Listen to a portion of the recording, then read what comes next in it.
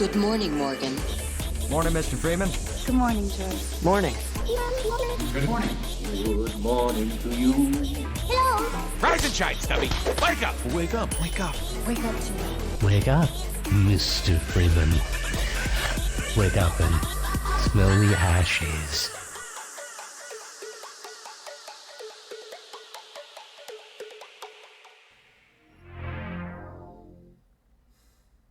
$238 hydration. Thank you for the hydrate redemption, more like rigor mortis. But wow. Also, everybody else, good morning. How are we doing today? Welcome to Brunch with Boater. We're gonna get straight into gameplay today because we are doing our normal stream today that I'm gonna try to wrap by 12. We're just gonna do 1 year of I Was a Teenage Exocolonist, and because last week we did 1 year and it went an hour and a half. It's like, hey, we could do a 3-hour stream, that's fine. And then the second year went 2.5 hours. And I can't do that because I've got a 2 p.m. stream, 2 p.m. Eastern. So that is 4 hours from now. I don't have a watch on. It's about 4 hours from now where I will be going live with David Carlson and some other cast and crew of The Hyacinth Disaster, an audio drama from 2018, I believe, might have been 2017. That I voice acted in. We're going to listen to the first couple episodes, offer commentary, reflect on it, etc. So, if you had to name a flavor of W, that's a great name. True. Drop link for W or for Breakdown of 238, Hyacinth Disaster, that one. The Hyacinth Disaster. Here's W, that one's easier for me to do.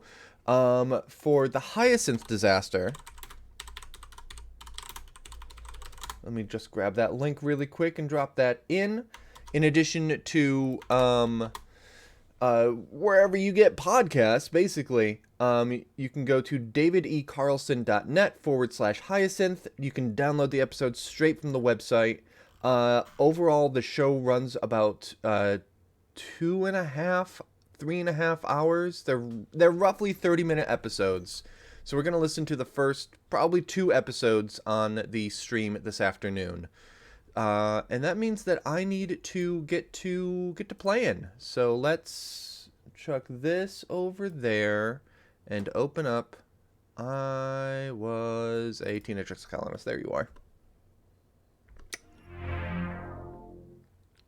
Will Felicia Day be there? You're making a reference I do not understand. Apologies.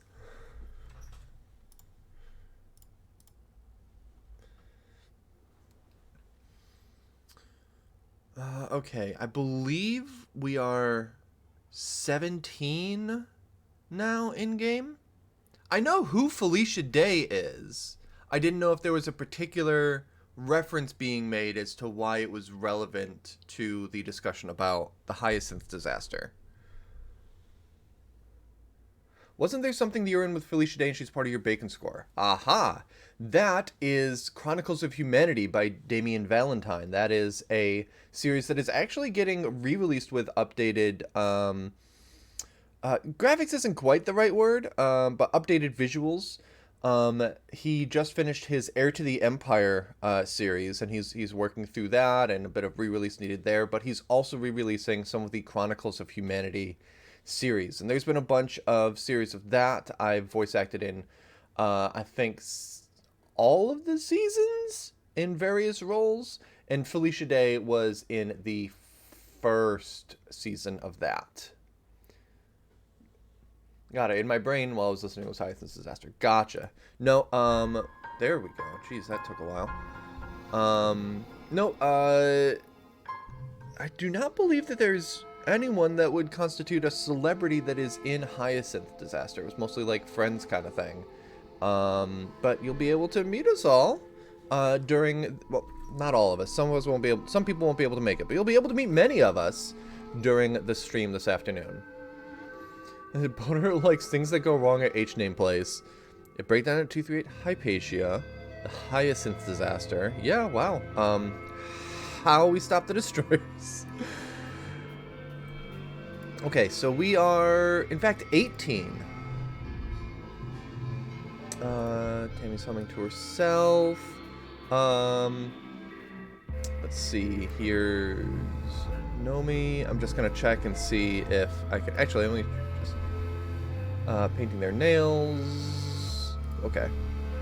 What about Mars? Nope. Rex.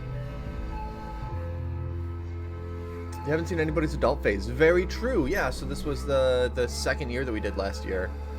Tammy looks maternal because she is the first pregnant person on the name of the planet where we are, Vertumna. So it was announced during the Vertumnalia festival last year that she's pregnant. Let's see here. Well, hey! Jumps up to seize you. How's it hanging, Sabote? Your eyes fall to a spectacular line of hickeys that travels down his neck and disappears under his harness. He sees you looking and laughs. Unashamed, he pulls down the fabric at the harness to show you they go much farther than that. Me? I'm good. Real good if you catch my drift. Okay, Rex. Yes, Tammy and Cal got together. Let's see. The last stream of this will probably be in a couple weeks, and so I will try to upload the VODs up to YouTube, probably one per day leading up to that. How do you know if someone still likes you? I don't understand this dating stuff. Oh. Anemone has basically gone all in on Vase, who is our resident fascist. I basically clicked her just for Riggy. Oh hey, it's Rex's little buddy, Vase says, scowling. Get out of here before I have to send him a message about how I don't want his little gang of dickwits stinking up my garrison. You're not gonna like my choice of medium. Yeah, fuck you. Why couldn't we have left you to die when we went on that hunting expedition? I tried, but the game was like, no, you recover him. I'm like, no, I don't want to. Mars is tapping away at a large holoscreen displaying the schematics of the colony. An art gallery here, she muses, dragging some template buildings around, next to a gourmet restaurant here. We'll walk down the promenade, past the boutiques, ending at the live theater. What do you think, Sabote? It's all a fantasy right now, but you know me, I'm highly goal-oriented. Stop going in for Vase, I'm here to love you. Kyle claps you on the back. Sabote, good to see you. You come to see the new genetically... Oh, hold on. Sabote, good to see you. You come to see the new genetically modified hybrids? Tang's on some real future tech with these ones. Apparently they're going to yield like 4 times as much fruit, and the rind's going to be edible too. Mom and Dad are still alive. Oh, what do you mean Dad doesn't have time to chat? Just because you didn't write stuff for him because you didn't expect him to live this long. Okay, let's talk to Dis out here, and then we'll see what we want to do. Spot Dis in deep conversations with one of the other people who work in expeditions, conferring over a large holomap. Dis points out a location on the map, and the explorer makes a note in their own holopub before walking away. Dis closes the holomap with a gesture and acknowledges you with a nod. Hey, Sabote. Your parents have not aged. Like, your mom's scruff is a little grayer, your dad's just isn't. It's fine. It's not like it's been a super stressful thing where you would expect that to affect them at all. Okay, bravery... I think if we do the newest area available to us in expeditions, we get some bravery, right? Hunt in the swamps? No, that's animals in combat. But let's do that just because that's new stuff and there might be some new events. Yeah, so like neither of them were alive at this point in the first playthrough, so... Rhett and Utopia have set up a base camp in the swamps. They're studying the holoscreens intently, like generals in a war room. You suppose, in a way, they are. Rhett gestures you over. Here's our hero, he says. Listen, Sabote, we've been studying the information we took from the cloning facility. Yeah, that's been her name the whole time. You knew this.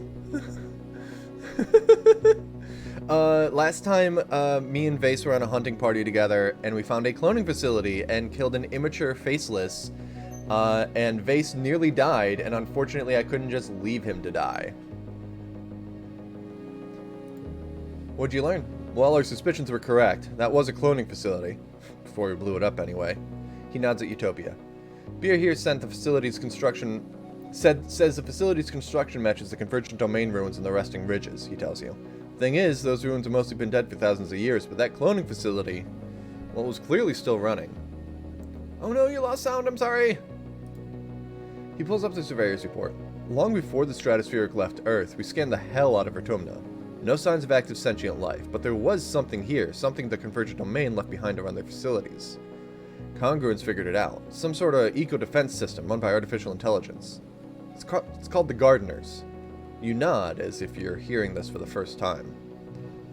Like them little bot gardeners from Geoponics, Utopia chimes in, only this system, it's across the whole darn planet. Can't believe it's still running. Imagine a dog still hunting thousands of years after its owner passed on. Rhett snorts. For all we know, the dog's what killed them all. You don't breed those faceless just to pull a few weeds. I mean, if the weeds are humanity, then yeah, you do, because we don't take the point. That's exactly what we were told. Oh, cool, thank you. He turns back to you. Our guess is now we're the weeds. We must have triggered it when we landed, and it's out to get us. We need some way to access its mainframe, or whatever it is, so we can destroy it before it kills us. This defense system may be responsible for the attacks during Glow, and who knows what else. The Faceless were the big things that attack during Glow. Like size of building kind of things. Rhett looks at you. You've been out there, Sabote. You've seen things. Have anything to add? I don't know. Like, can we try talking to it? Look, even if the security system is intelligent, even if it's more than congruence, it's never going to think outside its programming. It's identified us as intruders and we won't stop till we're all dead. He pats his rifle. It's like this drone rifle. Once you shoot a smart bullet, you can't negotiate with it. You can't be friends with it. It has a job to do, and its job is to kill. Just a dumb thought. We all get those. You have any more thoughts? Nothing else to report, sir. Right, well, first thing we need to do is understand the surveillance system better. That cloning facility was advanced technology, like the organic. They must be networked somehow. He looks at Utopia, who nods. Pierre here says there's more Convergent Domain ruins in the resting ridges. That'd be a good place to start looking for some kind of access point. Instill exclamation. Okay, cool. So I can advance by saying that. But I don't want to give away Sim and the gardeners and stuff. It's clear that the current leadership of the human colony is basically determined to do to this planet what we already did to Earth. Right, keeps making me think of Rhett and Link, and that's who I'm imagining saying it the whole time. Hey, Anemone. Anemone's here to see off you and Vase. Well, she's mostly here for Vase. Be careful, hero, she says, kissing him enthusiastically. As she's in charge of her own defensive squad, she rarely sees field work. I'll keep the colony safe while you're gone. I'm counting on you, he replies and gives her butt a squeeze. She giggles. Keep the home fires burning. I'll be back before you know it. No. No. I guess, hey, I'm going into danger too. Oh, please, I could do this solo. Isn't this right, Nemi? Well, maybe I should come back with you someday. You know, to watch your back. Dumbass! She's saying the two of you go out into the wilds to fuck. You think I can't handle myself? No, it's just one of... Her eyes go wide and she throws her arms around him. No, babe, I just want to be with you. That's it. I'm sorry. That's more like it. Fuck this guy. I will say it every single time. Fuck this guy. Despite all the ways that things can change when you play the game, them getting together is like a canon event. It is possible to break them up. I do not know how. I'm gonna beeline looking for like boss events.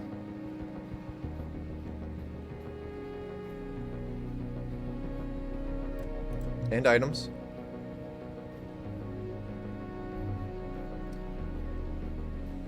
I tried to leave him to die last time. It didn't work.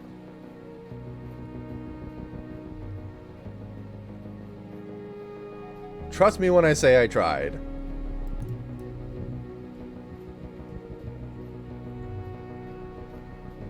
Hello? God, this area is huge. I will find a way to break them up. Love conquers all. So many blue bobber fruits. There's a hop eye.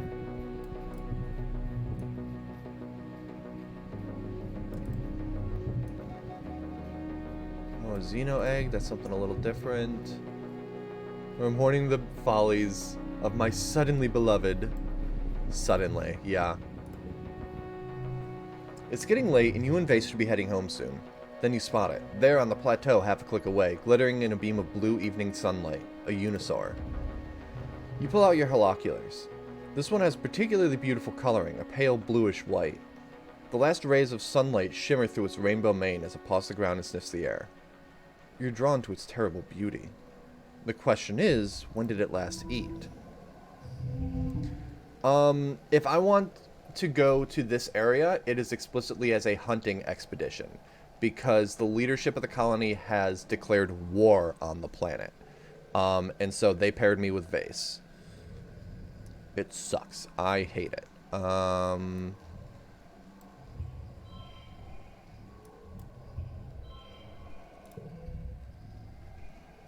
to the last card.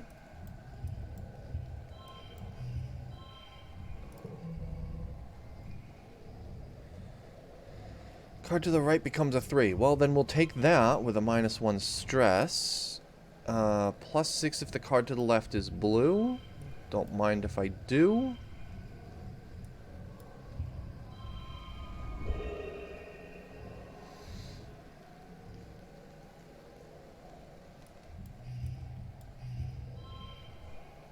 $36. Can we do any better than that?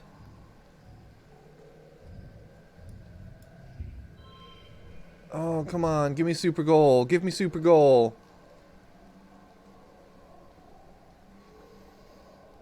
Reggie will do anything for a hot person you just met 5 minutes ago. It's correct. +1 to red channel. No, I think that's about the best I can do. So let's just win on that. And a little bit of stress reduction, +2 animals. Vase watches you, expecting something bad to happen. You approach very, very slowly, pausing for a few minutes at a time for it to get used to your scent. It takes you almost an hour to work your way up to the plateau, but when you do, the Unisaur bows, seeming to accept you. What do? Let's capture it. This beautiful wild beast is far from tame, and you wonder if it's the right thing to do. But you know, if it was Vase's choice, you'd just kill it, and surely this is more merciful.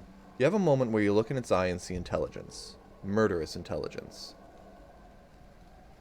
Made a horrible mistake. I volunteered to be a mod of my city's subreddit.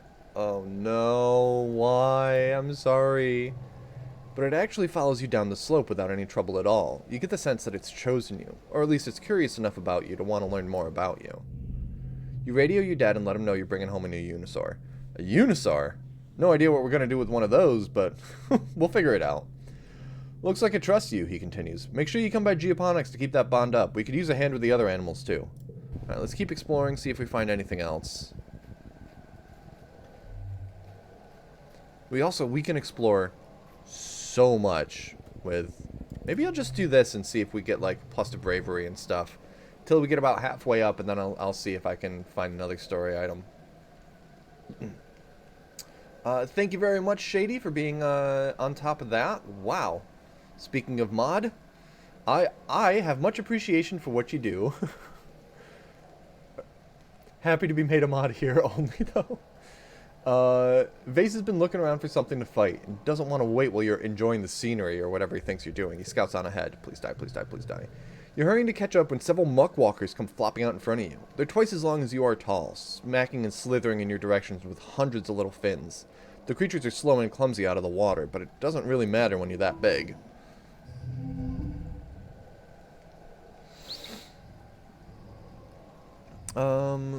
Cool.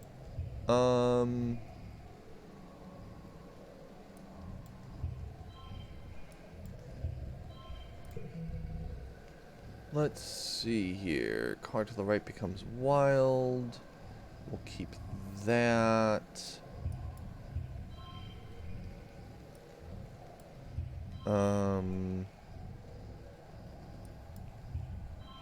Sure. And then +5 on third stage challenges. -1 stress. Value's wild, that's fine. Super goal.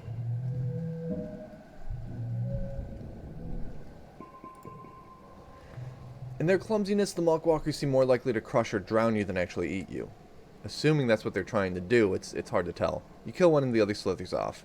Face shows up just as you finish it off. Oh, you have all the fun. Yeah, fuck you too.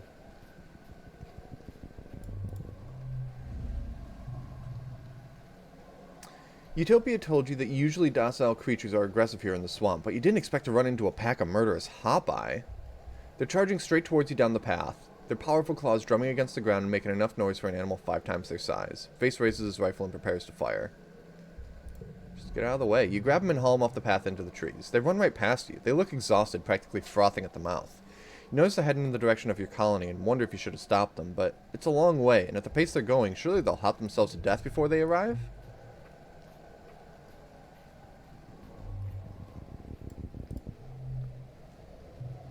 I know, I want them to eat Vase.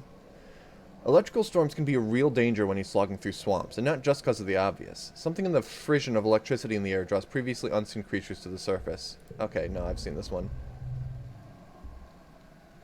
Yeah, go ahead and try to zap the thing. Well, you've given me a harder combat challenge. Wild. Wild. And a little bit extra. Next. Oh, these are all kind of low. Let's just do a redraw. Oh! The redraw was just for the ones that I drew this time. Okay.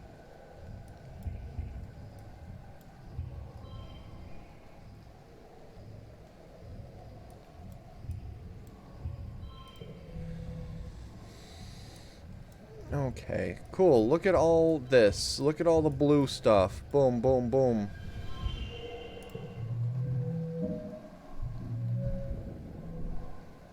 We've not let him die too many times already. Yeah. You kill it, you think. He pouts and pulls off his stun gloves. Oh, I'm sorry. Douchebag. Hold on. So, was there a path to the right over here? No, there wasn't. Alright. Alright, I'm going to try to keep exploring. I'm going to make sure that there's no other,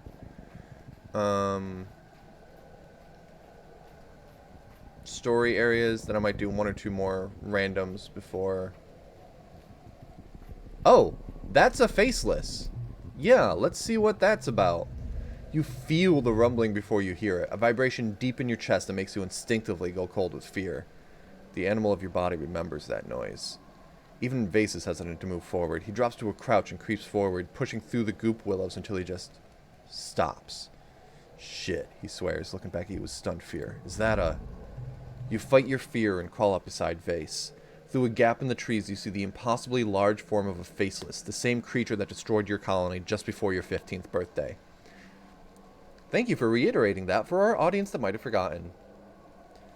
It's the size of a building, even lying down. The fleshy pink tentacles that form its head pulse and wriggle inside the teeth-lined hole of its neck, some spilling out like a cornucopia of horror. You and Vase are frozen in terror by the creature before you. You can't tell if the abomination is sleeping or just ignoring you, like an apex predator ignores an insect, but it doesn't seem to have noticed you.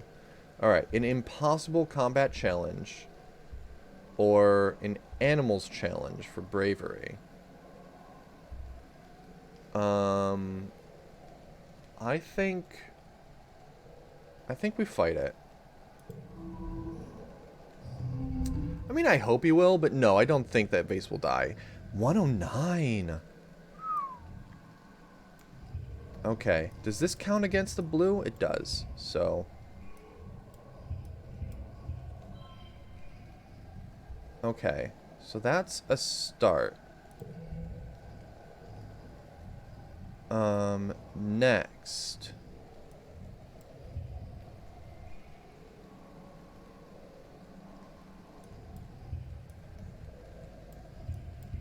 Eight.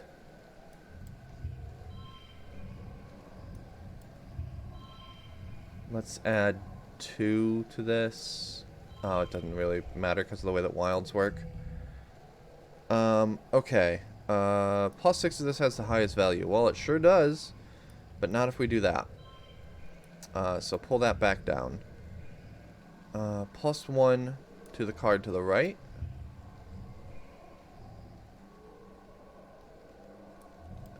Boom, boom, boom. There we go. Alright, we got our second perk. Draw an extra card at the start of a challenge. You and Vase steel yourselves, going up after a faceless on your own. Your lucky Rhett and Utopia aren't here to see this. You split up, hoping to force it to split its attention, and then you unload on it with your drone rifles. The faceless awakens with a groan that shakes the ground, and it struggles to rise, and then it crashes to the ground again, bested by your firepower. I don't want friendship with Vase! You're extremely lucky, but also extremely unhinged to even attempt this. Vase is exhilarated. He climbs on top of the faceless and howls in victory. But colony defense, that's why I did this. You approach the corpse of the great monster with a little more hesitation. Your memories of the destruction of the colony are so fresh, a hurt that Vase could never understand. Still, you feel a curious sense of lightness as you realize that this time you won. This faceless won't be stopping through the colony, killing those you love.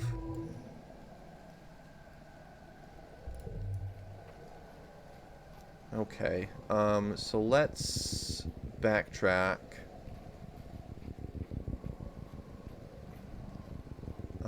This is a dead end up here. Yeah. Let's grab the bobber fruit we saw down here. And then we didn't go north before. Oh, can we not go north? Is that just decorative up there? That might just be decorative up there.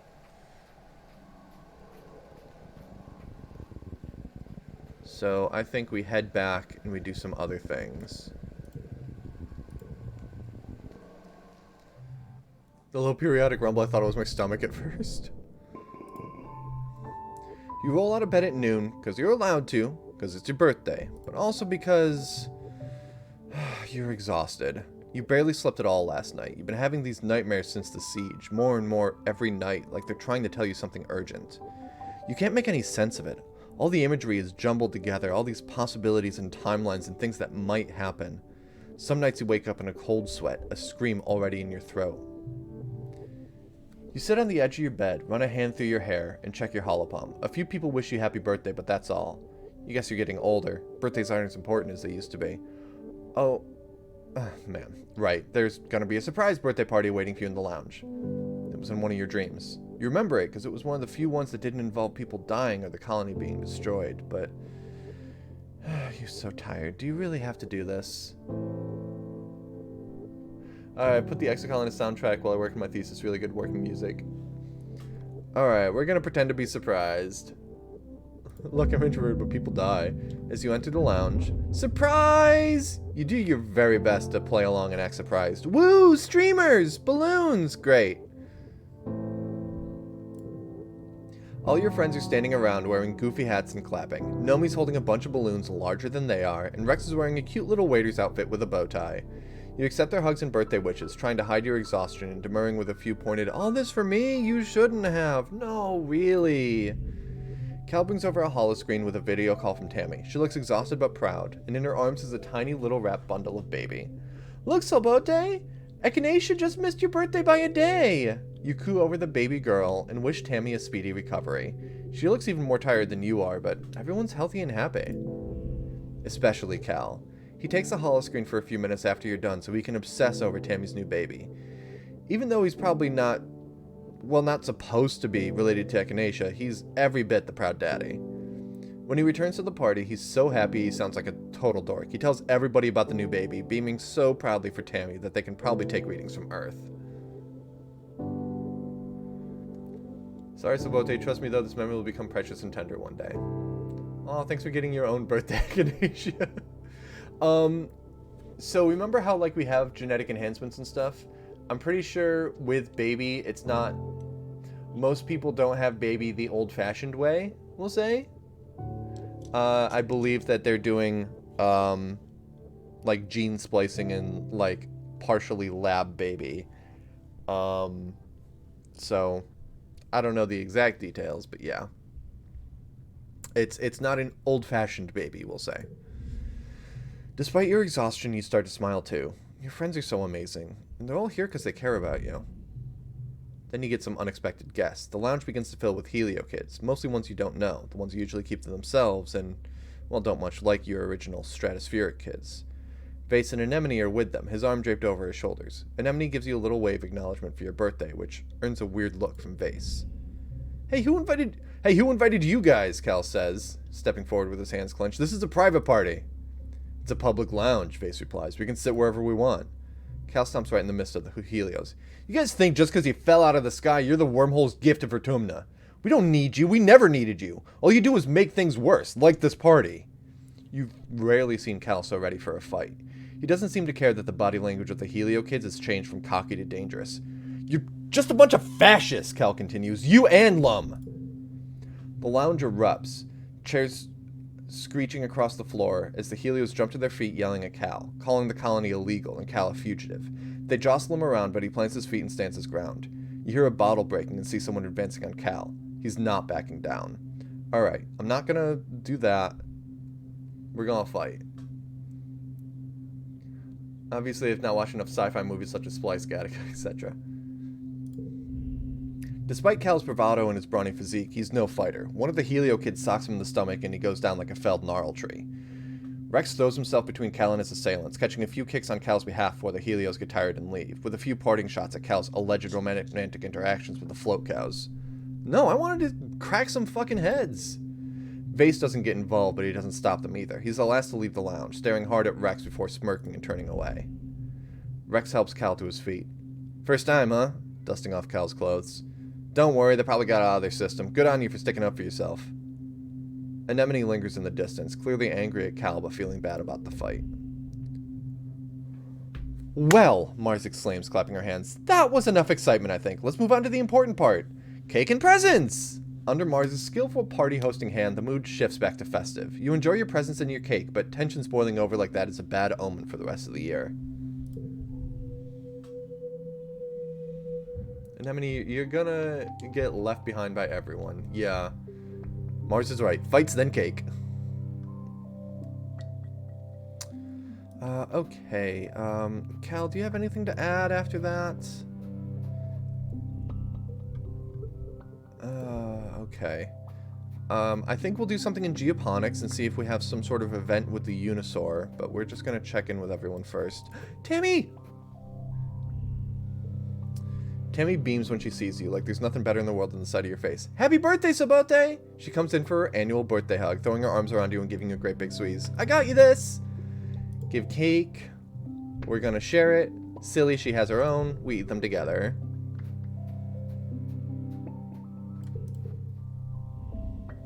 Yes, I have seen the Blessed Child, Tang says, barely looking up from a microscope. Truly a miracle how an organic being could possibly exchange genetic material with another organic being, resulting in the creation of another organic being, a process organic beings have been undertaking since time immemorial. Yippee. That's how I react to babies. I'm sorry.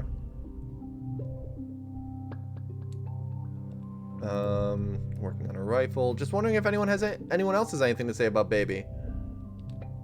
Tang also Riggy-coded. Very true. I got to hold Echinacea for a whole hour today, Rex sighs dreamingly. She's got those sweetest little button nose, those big old eyes, and those ears. That's Tammy's kiddo, all right. I just love babies so much. Okay. Nomi's sitting in front of an array of holoscreens.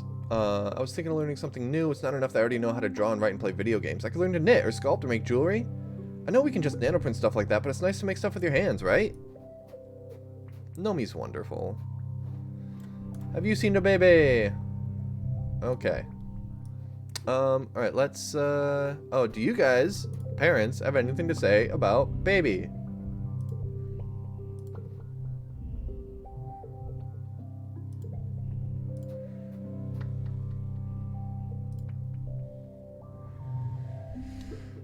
Okay, so let's tend to the animals, which is animals and empathy. You should probably do something about the Unisaur you captured. It's eating its way through everything. It doesn't actually produce any food, and the other ranchers are starting to get annoyed by its attitude. Like it knows something they don't. It's creepy. You figure you may as well try to get it used to taking a rider. If people could ride Unisaurs around, that'd be pretty useful, especially when the robots and vehicles start breaking down. You bring it outside. It stares at you with its eerily intelligent eyes as you approach with the saddle, and only shimmies a little as you strap it to its back. You brace yourself and hop on. The Unisaur takes off at a run, ducking and weaving as it tries to throw you off. You get down low in the saddle and wrap your arms around its neck. The Unisaur is an unusually intelligent animal. You can sense it trying to figure out how to throw you, or just make it too uncomfortable for you to hang on. It slams its body against the walls of the pen, trying to snap your legs. When that doesn't work, it tries rearing up on its hind legs, or reaching back to scratch you with its hand-like paws. It tosses its head to try to gouge you with its horn. It's uncomfortable, but you're no stranger to discomfort, and you're not going to let this Unisaur dominate you. You hang on until the Unisaur stops fighting, its great sides heaving under your legs. You pat its scaly neck, and tosses its head like it's sighing. You get the sense that you haven't really broken it, more that you've just convinced it that you'll be less of a hassle if it just plays along. Success! You can now convince her to let you ride her now. Oh yeah, now that you can get her to stand still enough to check, you determine that this Unisaur is female. What do you name this magnificent beast?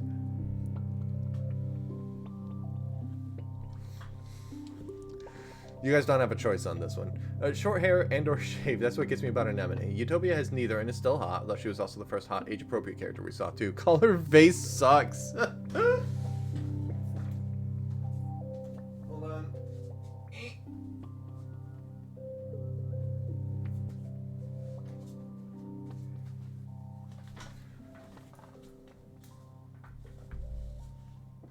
Oh, this is a Riggy's response. Flirt? Yeah, no, we flirted on your behalf a couple times, more like Rigor Mortis last week.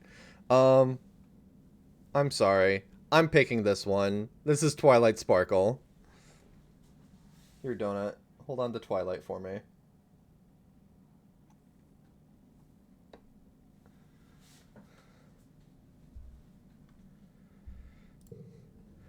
She's really more of a rarity, but okay. Happy trails, Sabote and Twilight Sparkle. Okay, card to the right becomes wild, and then wild,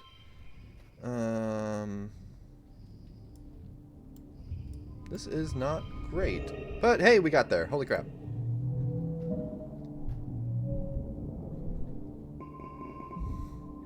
Call her Twilight Sparkle thinks face sucks.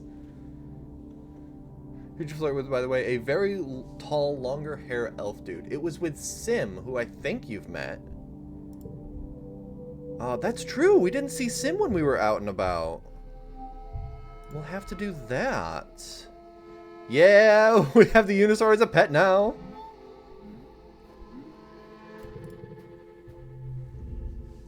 You look around for Cal when you overhear him, just around the other side of the Geoponics Dome. For the last time, leave me alone. Doesn't sound good. You get closer and find Cal facing down Rhett and Vase. They've cornered him, their body language calm and relaxed, while Cal's so angry he's almost shaking. Cal, please listen to us, Rhett says, spreading his hands. We're not here to conscript you. I can't force you to join the army. All I'm saying is I need good, loyal, strong young men like you out there on the front lines. You're a good boy, Cal. I admire your passion for peace and your dedication to fighting for it. That's why I'm here asking you to help me protect the colony. Protect the colony? That's such a lie! You're not protecting anything. You're just slaughtering defenseless animals in their homes. It's disgusting. Hey, show some respect, he says with his fist raised. Cal squares up, like he's ready to take the hit. For who? Psychopaths like you? Vase roars and looks like he's about to take a swing, but Rhett holds him back with one raised hand. Vase slinks back to Rhett's side, glowering at Cal. I can tell you need a bit more time. Just wanted to let you know that my door is always open if... Are they bothering you, Cal? Your mom comes up behind you, her presence smothering the encounter like a blanket over a fire. I need you inside, she says to Cal, then turns to Rhett. My people are too busy filling your soldiers' bellies to listen to your war stories, Rhett. Don't worry. He gets plenty of war stories from me, she says, patting her artificial leg. Yeah, so that happened last week. Sim died, but then he came back with like a clone that hadn't gotten the most recent backup. So we flirted with him and it was really awkward, so we're not trying that anymore. Rhett backs off. You're right, Flulu. I've taken up too much of young Cal's time. Face looks like he's about to lip off again, but Rhett speaks before he can. All I ask is you keep it in the back of your mind, Cal. When you come around, I'll be happy to talk about your options. With that, they leave. Face gives you a scathing look as they pass. Cal sits down heavily on the sack of fertilizer he must have been carrying before Face and Rhett cornered him. This isn't even the first time, he mutters, his face in his hands. They're really dead set on getting me to join the hunting parties. I told them I don't want to kill anything, and Rhett was like, it's okay, you can just tell us how to kill them. Like that's any better. I wish they'd leave me alone, man. Me too. They have a real messed up idea of what it means to serve the colony. Like, who do they think grows their food? Ghosts? He picks at a loose thread on the sack he's sitting on. Man, this whole war is lightspeed stupid. Lum and his people come crashing in here and think they run the place because they have bombs and guns, and nobody stops to think, like, maybe we're actually the invasive species here. Yeah, like, we need to live in harmony with nature, not go out and destroy it. Convict ghosts. I'm glad you agree. I just feel like we just showed up and plopped ourselves right in the middle of the food web, and we didn't even think for a second about the chaos that caused on the ecosystem. We owe it to this planet to do our best to try to understand. Maybe the answer's out there. You go on expeditions a lot, right? Can you keep an eye out for, like, the answer to everything? His shoulders slump in a sigh, and he pushes himself to his feet. Man, I wish I could still talk about this stuff with Anemone, he says, slinging the sack of fertilizer over his broad shoulders again. You can see why Rat wanted to get him in the defense force so badly. I miss her, Cal admits. I miss that we used to be so close when we were kids. He shakes his head, but she's gone all human supremacist now, and I just can't stomach that, you know? Yeah, I definitely sympathize with how frustrating it can be when one of your friends goes to the right. That's basically what happened here. Let's all say hi to Tang. Unlike our Tammy, I have no desire to have children of my own, Tang says. In truth, I'm not entirely certain my body is capable of it. However, I work to ensure a future for all human children on Vertumna. I'm not a mother, I'm not a soldier. I am a scientist first and foremost, and it is this conviction I wield to safeguard our future. It's my legacy. Okay.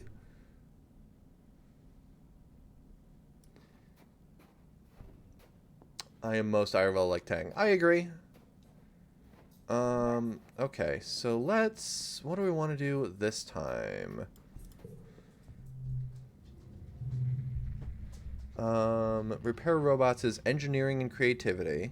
Our engineering is max. We could use some creativity. Assist in medbay is biology and empathy. I wish that empathy was first. Tutor children is reasoning and empathy. That's creativity and persuasion.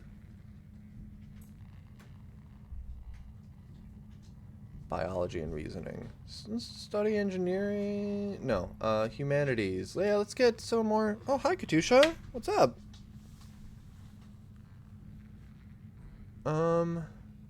Yeah, let's do this and see if there's an event that happens here. Basically, like, if we do a job in most of the spots each year, then we can get events that happen.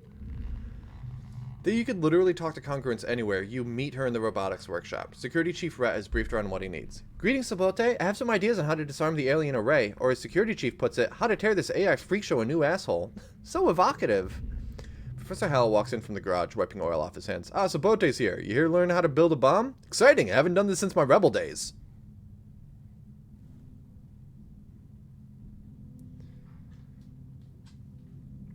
Hal?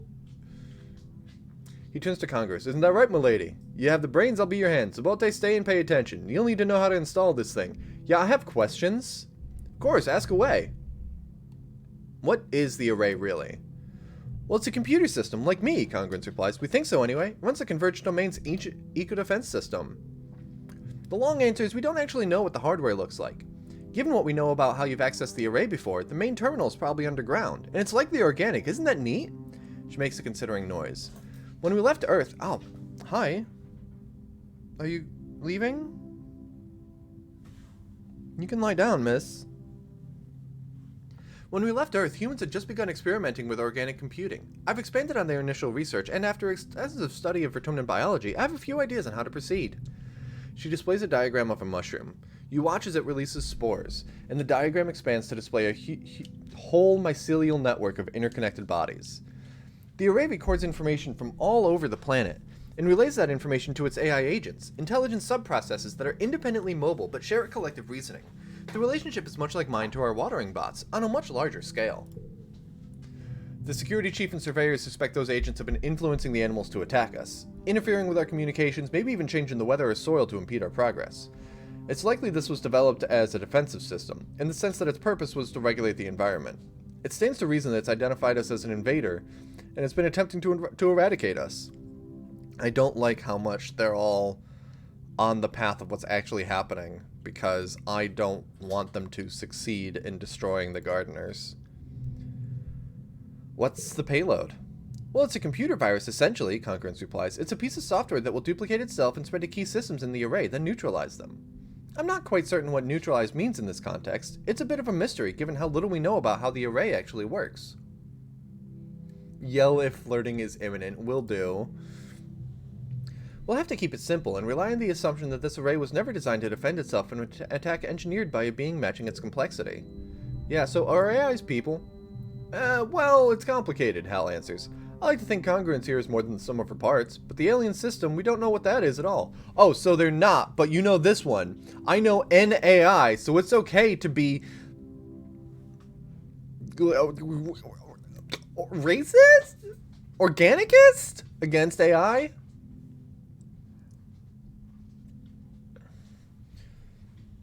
Oh god, hi. You're back. He grimaces, trying to cover it up with a smile. And, who are we to say what isn't a person? That's a question that's been plaguing humanity for millennia. We're never going to solve it in a robotics lab. What I do know is that this array, whatever it is a danger to humanity. For that reason alone, we need to do something about it. Well, I'm ready to learn, so I can hopefully sabotage it or something.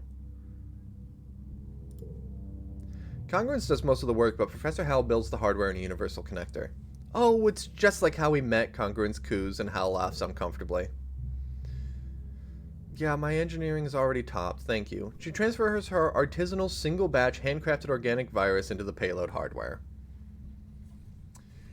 It's interesting that the array lacks the basic security to keep you from discovering it, Congruence says as you're waiting for the virus to download.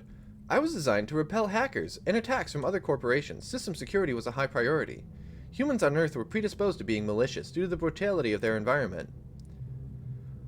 What you are to the humans of Earth, the array is to me, she continues. You were designed for humanity's peaceful ascent to the stars. The array was designed to maintain order in a naturally disordered planetary ecosystem, to repel chaos from without, not within. I don't believe the array will have the capability to defend itself against an intelligent foe. You don't know exactly what to expect when it comes time to plug this thing in, but Congruence runs you through some possible installation scenarios. Afterward, though, the planet will really be on its own. No guardians maintaining equilibrium, no legacy of a failed civilization, no more attacks by brainwashed animals, just nature, as it should be. The payload is in your hands. Time to return to Rat.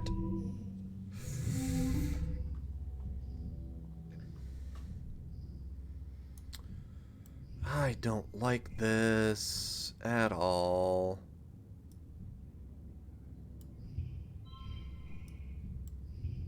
Let's just load it with numbers.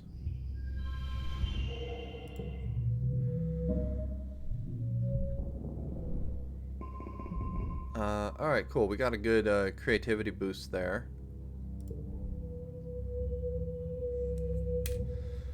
Okay, we are now in pollen, meaning as requested by Shady's redemption, we are changing the color to match.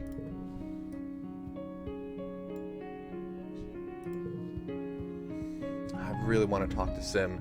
Hello, Sabote, I have a present for you. She presents you with a gift. It's wrapped in homemade wrapping paper, scribbled with hearts and flowers. Open it, open it! You open the gift and pull out a handmade stuffed animal. Its lumpy, unlovable face gazes up at you, a prisoner of its own misshapen body. You're not entirely certain what kind of animal it is. His name is Minky, Tammy says proudly. I'm making them for all the kids I babysit. You told me once that your favorite toys are stuffed animals, so I thought you might like one. Give it a hug when you're feeling scared. Really weird to get this when I'm 18, but sure. You thank Tammy for her gift and she clasps her hands in front of her heart. I'm glad you like it, Sabote. I worked really hard on it.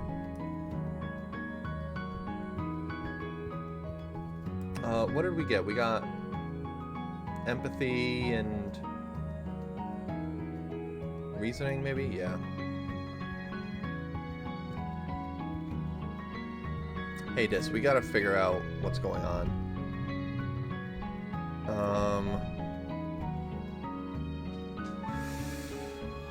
Let's head back out.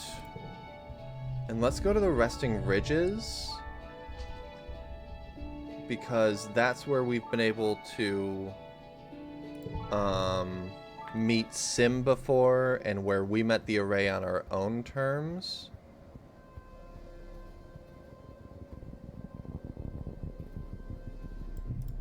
Oh, Possibly, yeah.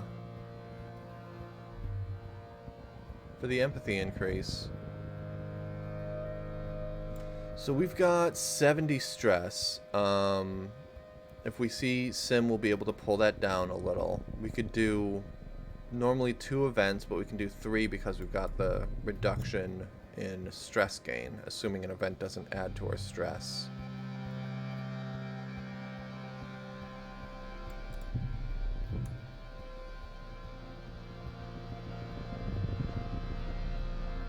So many strange devices. Hello, Sim! You're trekking through the wilderness when something catches your eye. To anyone else, it'd simply be a weird depression between 2 roots, but it pings something in your memory. Isn't this what the entrance to the Overseer's Cave looked like? You decide to check it out. Your hunch is correct. The depression opens up into a passageway, just big enough to wriggle your body through, then widens even more to reveal a familiar door. You quietly push it open. So yes, we met the Overseer, who is the AI that's been overseeing the whole planet. And it told us what it plans to do, that it plans to wipe us out and all that. Because of how we're doing things. The room you enter is not unlike the one where you interface with the array. There's a vat in the corner emitting a soft organic glow, and another computer panel slowly being reclaimed by the rock wall. It's not hard to assume the planet's lousy with rooms just like this one, where Sim and the other gardeners can rest and respawn if needed. Where are you going, miss? You can lie down, it's okay. This one, however, is not empty. You enter to find Sim, who is, aptly so, as naked as the day he was born. He's stepping out of the regeneration vat, clad only in strands of bioluminescent goo that slide down his long limbs and patter to the ground. His back is to you, treating you to a dark glimpse of skin usually hidden under layers of tattered, dark fabric, the knobs of his spine and shoulder blades visible under his inhuman musculature. He looks unusually delicate and vulnerable. He reaches up and gently wrings out his thick hair, humming a song you recognize from the Hollow archives. As if sensing the weight of your gaze on his body, he pauses and slowly turns his head. Sabote, I didn't see you come in. Do we flirt with him again? Which, again, went awkward last time we tried because he didn't remember when things actually went well. Or, sorry to bother you. Here's Naked, walks right over. Hi, Riggy! Flirt it is. I can see you very well, though. He tilts his head, smiling. Oh, he replies. He turns slightly, taking on a more performative posture. Did I design this body to your liking? You have to say, you did. Now that you know the truth about the gardeners, we can be far more free with our words. He gestures to the regeneration vat. I have very few secrets from you now. You can come take a closer look if you'd like. A closer look at the vat, I mean. You walk over and check out the vat. The air gets noticeably warmer the closer you get, like sunlight on your face, and there's a faint organic smell that's not unpleasant. The vat itself looks like something you'd find in engineering, but seems to be constructed entirely out of natural materials. Spongy-looking fungal growths, mineral deposits, and pulsating vine-like umbilicals. You can touch it, Sim says. It's not dangerous. You sit on the lip of the vat and run your fingertips across the surface of the glowing liquid. A slight electrical charge prickles up your forearms, and you feel the frisson of a link to the array. Thank you for clarifying, that's not what I originally thought you meant. Sim sits down beside you, now fully dressed. His fingers alight on the surface of the liquids as well, and you feel a slight presence at the edge of your mind, like a thought you can't reach. I'm glad we can talk freely now, he says. Is there anything you wish to know about me or the gardeners?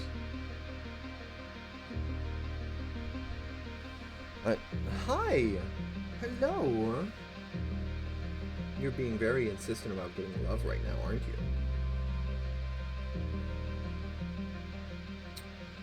you? So questions I want to ask. How many gardeners are there, and what should we humans do? I don't know if we're going to get to ask multiple questions, but I assume we would. But I think we just start, like, because it's foremost on our mind, especially what we did last month. We've got the payload in our pocket, for God's sake. What should we humans do? If I knew the answer, I would tell you, Sim replies, placing his hand on top of yours. Pragmatically, I do agree with the other gardeners, he continues. If our purpose is to protect the biosphere of Rotumna, and humanity poses a threat to that, then by the letter of our own design, humanity must be eradicated. However, he sighs and looks away. I love democracy. Sorry, I love humanity.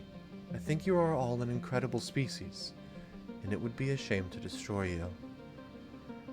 I feel like doing so would be a violation of the spirit of the Convergent Domain's last decree. And perhaps redeeming you will be the greatest act of love we could perform in the name of our imperfect creators. Well, that was the big one. How many gardeners are there? It's hard to say. There are theoretically an infinite number of instances of the software that comprises a gardener. It's not uncommon for a particular instance such as myself to go dormant, possibly for thousands of years. He stretches out his fingers and looks at them, then at you. And many gardeners, such as the Overseer, find they do not need to take physical form at all. There are only a handful, like myself, who do. Can you turn down the music? When you do Sim's voice, you're being drowned out. I'll be a little closer on that. Honestly, messing around with audio is more... interrupting. When I do Sim's voice, I'll be closer, which is probably more appropriate for him anyway.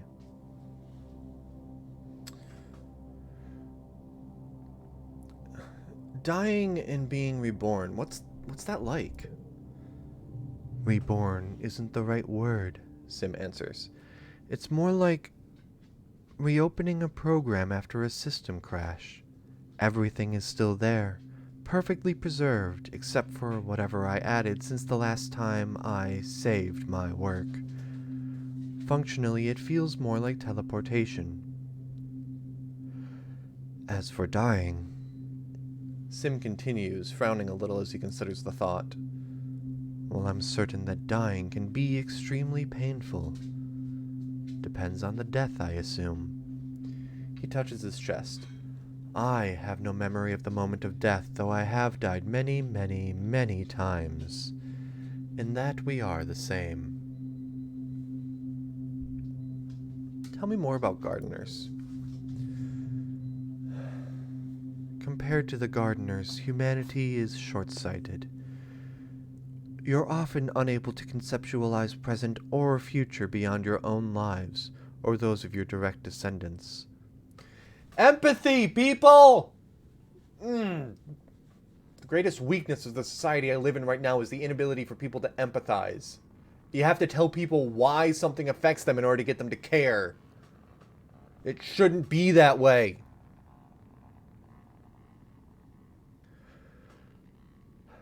Gardeners think on a much larger scale. I once spent 400 years as a mush tree, just to avoid talking to a gardener whose methods I disagreed with. Only took all game to get our questions answered by Sim. It's fine, we're getting there. I gotta ask, how old, my guy? That question has many answers. This consciousness has ultimately been in existence for over 20,000 years, since the creation of the gardeners. Age? Age? Oh, we'll get there. But that means very little. I certainly don't have 20,000 years of experience as a bipedal anthropomorphic organic capable of speech. And this body? Why, it is only minutes old. Do you like what you do? Does the wind like being the wind? Sim answers. I'm sorry to be cryptic after I told you I would not, but there really is no other way to answer that question. That's why I knew it was a dumb question and I left it for last. I am what I was created to be, he continues. There's a beauty in that, and a clarity of purpose that makes me feel fulfilled. I do not experience existential angst as a human does. Please know that you can come to me at any time and I will do my best to answer. However, I must apologize for something. I simply must. May I touch you? At your questioning look, Sim blushes and turns his head away. This body is new, and all of its senses are heightened. I confess I find myself unable to stop myself from wondering what it would be like to touch another while I am vulnerable to sensation like this. May I touch you? It's summoned!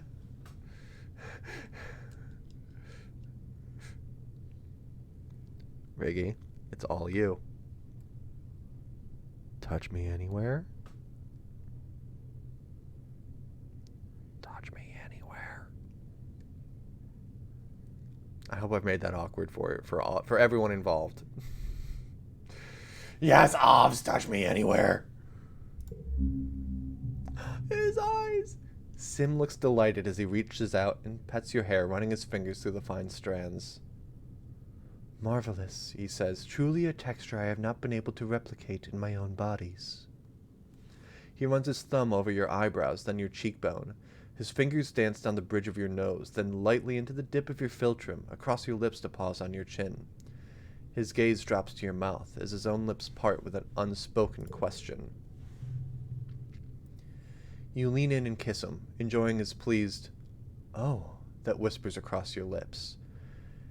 Kissing Sim is like kissing him for the first time all over again, right down to the way he immediately and enthusiastically follows your lead. And as before, it does not take him long to begin adding his own moves to the dance. Sim reaches up and cradles your head in his hands, his long fingers digging into your hair. He moans, his eyes fluttering in the wash of sensation. Yes, please, Solbote. Thank you. You and Sim make out for a while, losing track of time in the womb-like warmth of the cave. Your sounds of pleasure echo off the walls, joined with the subtle slosh of the regeneration vat and the gentle hum of the nearby array. No one comes to find you. There's nothing except the stillness of each other, and all worries that have plagued you fall away in the pleasure that is discovering the ways that Sim is so like yourself, and so alien at the same time. Nope, unawkward. Keys everywhere. Come on, let's not beat around the bush. Keys! Keys! Keys! Eventually, though, Sim pulls away. His mouth is shiny, kiss-bitten and smiling. Would that I could keep you here forever, he murmurs, resting his forehead against yours. That I could protect you from the judgment of the Overseer, as I have protected you from the perils of Vertumna itself. He runs his thumb across your lower lip, entranced. Few people understand our coupling, if they could know about me at all. It is not fair to ask for your discretion, as I have asked so much of you already, but it would bring me great comfort if... He sounds frustrated by the inelegance of his thoughts. It would be a terrible secret for you to bear, but I should like to kiss you again, he says, and I would not like to stop. Something in your heart pangs with the words and the memory of kissing him before, and the pain of losing him. Listen, you think your thoughts are inelegant? We should date. Smitten. You've started dating someone and you want to share it with everybody. Except I'm not gonna. +1 to all social skill increases for 3 months. Date, Sim echoes. It is such an unassuming word for the universes of pleasure I would find in your company. But it does sound lovely. He kisses you again, deeply. I would like to date you. What a pleasant euphemism. Started dating Sim. Also, can we... A handful of seed pods clatters to the ground at your feet and you look up. He waves fingers at you. Hello. Imagine meeting you here. Can we get a bit of calm? Oh, that was different dialogue. I saw rest, my love, I will protect you, or something. Let's spend some time together. I agree. The forest changes. The wilderness around you suddenly goes completely silent. You look around in confusion. The trees still move and the insects still fly, but it's as if someone has put a bowl over your sense. Sim draws near and takes you in his arms. -20 stress. This is, admittedly, something of an abuse of my abilities as a gardener, he murmurs into your ear. But for the next few hours, nothing and no one shall perceive of our actions here. He licks his lips. How shall we make use of the time, my little sugar bug? You come up with a few ideas, but also Dad has probably called me that before, and I'm not interested in calling you Daddy. So just all of the no on pet names after animals.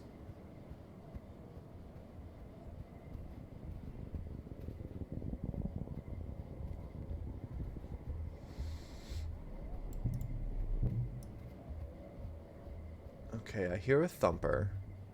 We're looking for boss events.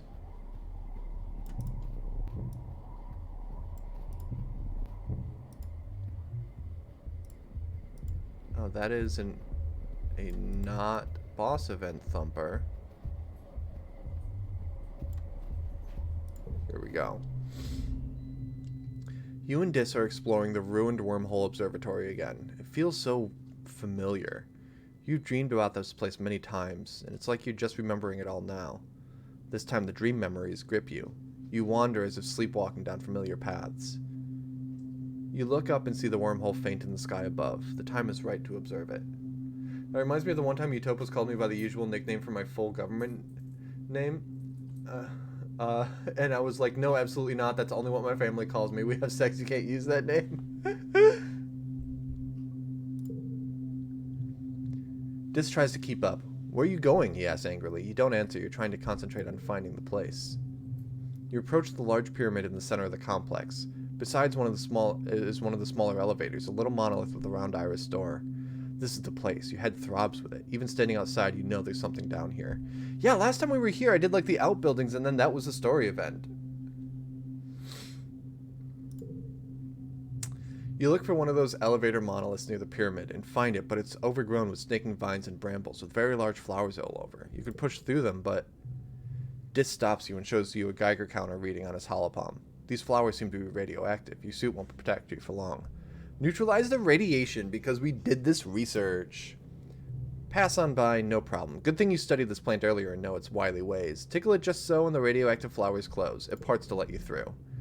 You enter the elevator, thankfully still working, and descend beneath the ground. It opens to a kind of antechamber room with an exit on the other side, leading to the heart of the pyramid. There are glyphs carved into crystal panels on the walls, symbols that resemble the wormhole.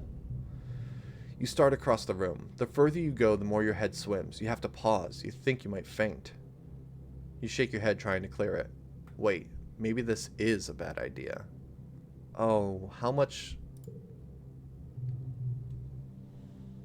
Hopefully this doesn't continually take stress away as we go. The fog slowly clears from your eyes. Your head still hurts, but you can think again. Dis looks concerned, even going so far as to reach out and steady you. Are you okay? Dis will try to explain it too. It's hard to put into words. You just say, my head hurts. Obviously, he says, but no, it's more than that. You're seeing things. It's kind of like the array, kind of like a dream, but you feel that something super important's up ahead and you need to see it.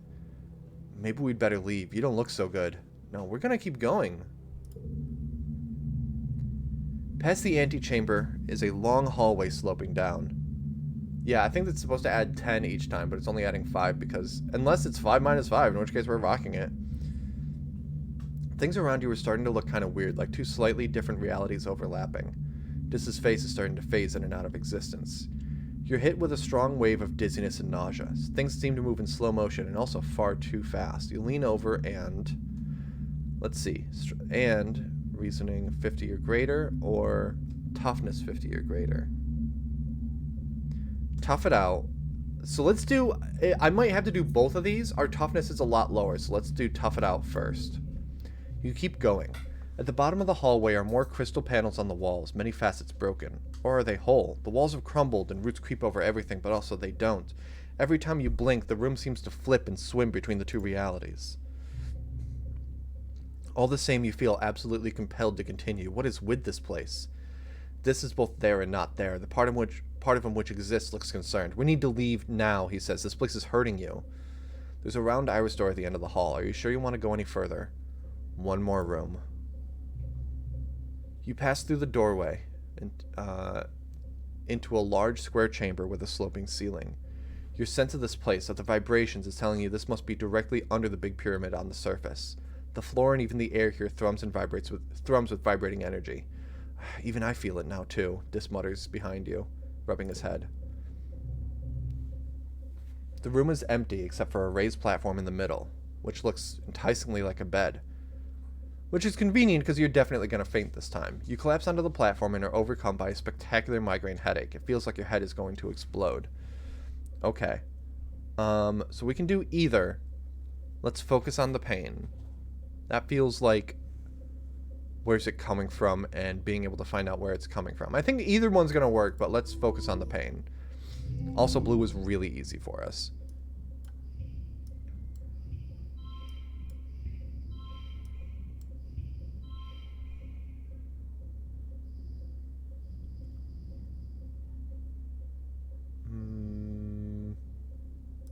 Just drop that on there for right, doesn't matter.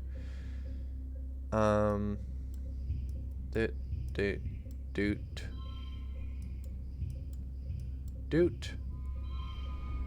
Cool, we already hit our goal and we still have a third stage of the challenge left. +5 on third stage of challenge.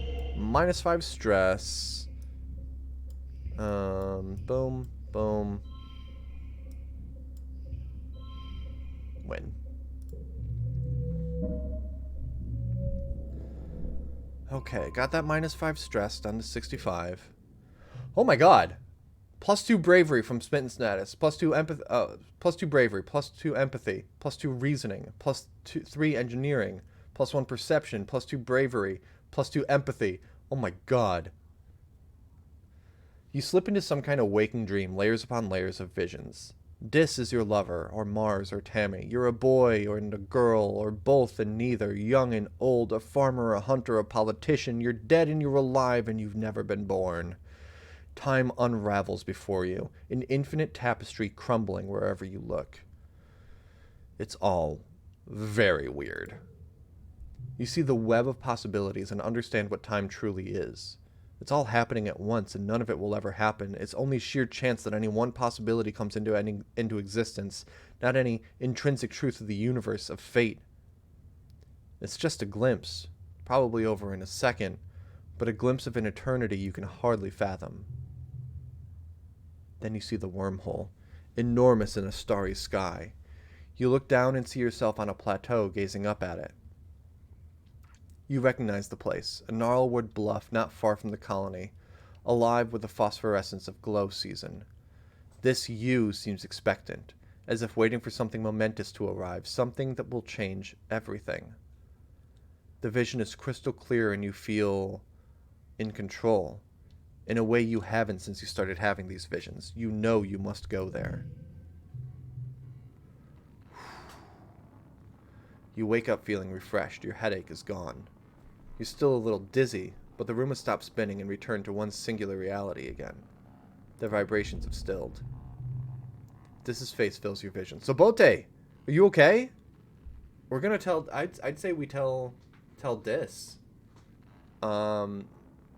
Because anything having to do with us interfacing with the stuff on this planet is a step towards coexistence, and that's what this is all about. He listens in awe, and then in dejection as you describe your visions. Why didn't I see it? I was here too. I want to know everything. Let's not flirt with Dis. I don't think he'd appreciate that, but yeah, tell him about the dreams. You tell Dis about not only did you see all those visions, but you believe they're real. You've lived them, or some of them anyway. They're as real as the life you're living now. He listens intently, then nods. I believe you, he says, simply. You look at him in shock, but he just reaches out and puts his hand over yours. I know what it's like when people don't. I'm not going to do that to you. You don't know what any of this means yet, but you're one step closer to figuring it out. You feel like you've had some kind of mega prophecy, but it was too much all at once and too hard to understand. Could the Convergent Domain handle this kind of information? Could they remember past lives like you? Is that what this room, this observatory, was meant for? Explore glow?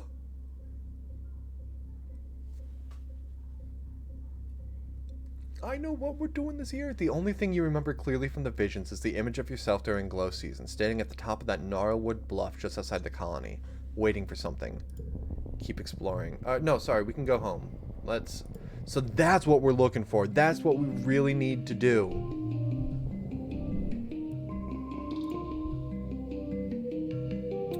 my god. It is 11:15 and we're only in mid-pollen. Alright, guys, let's not do exploration for a while. I think we basically stay inside until glow. I don't think there's any more reason for us to go exploring right now because that's the main thing we want to do. Social skill increases. Then let's go study humanities again. Which is like empathy and creativity, I think.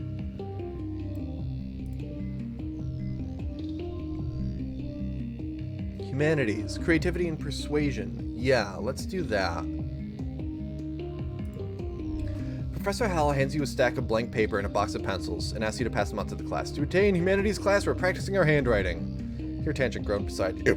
Oh my god, excuse me. I thought I could get through the sentence. Professor Hal, why would we ever need to write by hand when we have holopalms? This exercise will be part history lesson, part future skill. We may not always have holopalm technology here in our little colony. Our replicators and computers will break down eventually, and when they do, we'll need to rely on low-tech solutions to everyday tasks. So first lesson, how to correctly hold a pencil. I feel like this is a lesson that I would have learned at 13, not 18, but you and the other students get to work. Especially, why would Tang be in humanities class at this point? There's no way Tang is in class at this point. It's a little bit like holding a stylus, but the texture is all wrong. Your letters are small and cramped, and you have trouble keeping them in a straight line. Tang, though, is suffering the worst. Huh, looks like we finally found something Tang isn't good at. Look, she keeps mixing up her lowercase a's and e's. Tang is used to using a stylus with her holopalm, but she's never actually drawn the letters. She fumbles like a child, bashing her fists against a holopalm for the first time. It's painful to watch. You can tell she's getting more frustrated with each letter. Mars, on the other hand, has lovely penmanship. She can even write in cursive. My papa taught me when I was little, she says, showing off her paper. What's her accent? I don't know, whatever. Cultured people know how to write for real. Do we say that it's stupid, or do we offer to help? I don't think she responds well to the offer to help, but she might find this patronizing. So we're gonna do one of these two. What do you guys say? Reading the game's real description.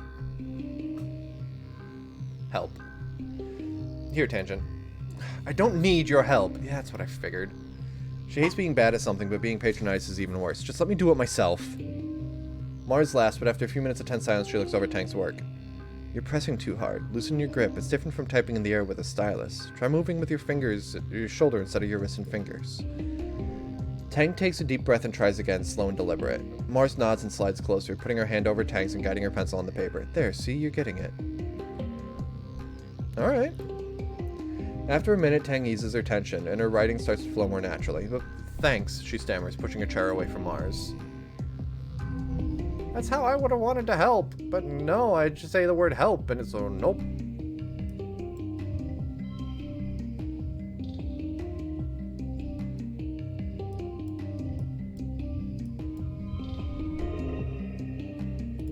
Yeah, Tang and Mars are friends.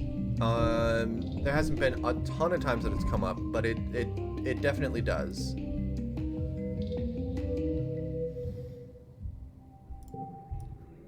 Okay. Oh, Steph made something where she air fried some chicken for lunch. I can smell it. I don't think they're like friendly like that, but I could be wrong. Let's practice the photophoner. I think will give us some. Let's see. This is creativity and bravery. Yeah, this should hopefully get us to the next creativity mark as well. And friends with Nomi Nomi. There's plenty of holo videos of people playing the photophoner. Apparently everyone was playing them on Earth for a few years before they fell out of fashion. There's videos featuring everything from kindergarten recitals to massive outdoor concerts with impressive lights and smoke. Maybe you'll be able to do a huge concert like that one day. Yeah, agreed on Tang, asexual, probably aromantic, or at least demi, like needs to really know someone and like isn't into like casual flirting and stuff. +5 to flushes with this card. Well, that's going to be all of them. Card to the right becomes a 5. Well then, boom, give me. Boom, boom. And should move that over. And yeah, that's fine.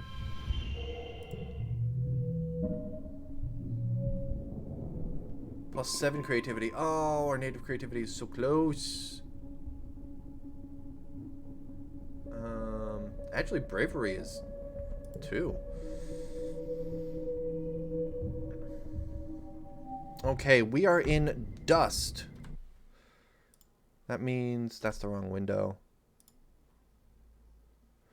So let's bring this over to orange. Kind of a lightish orange.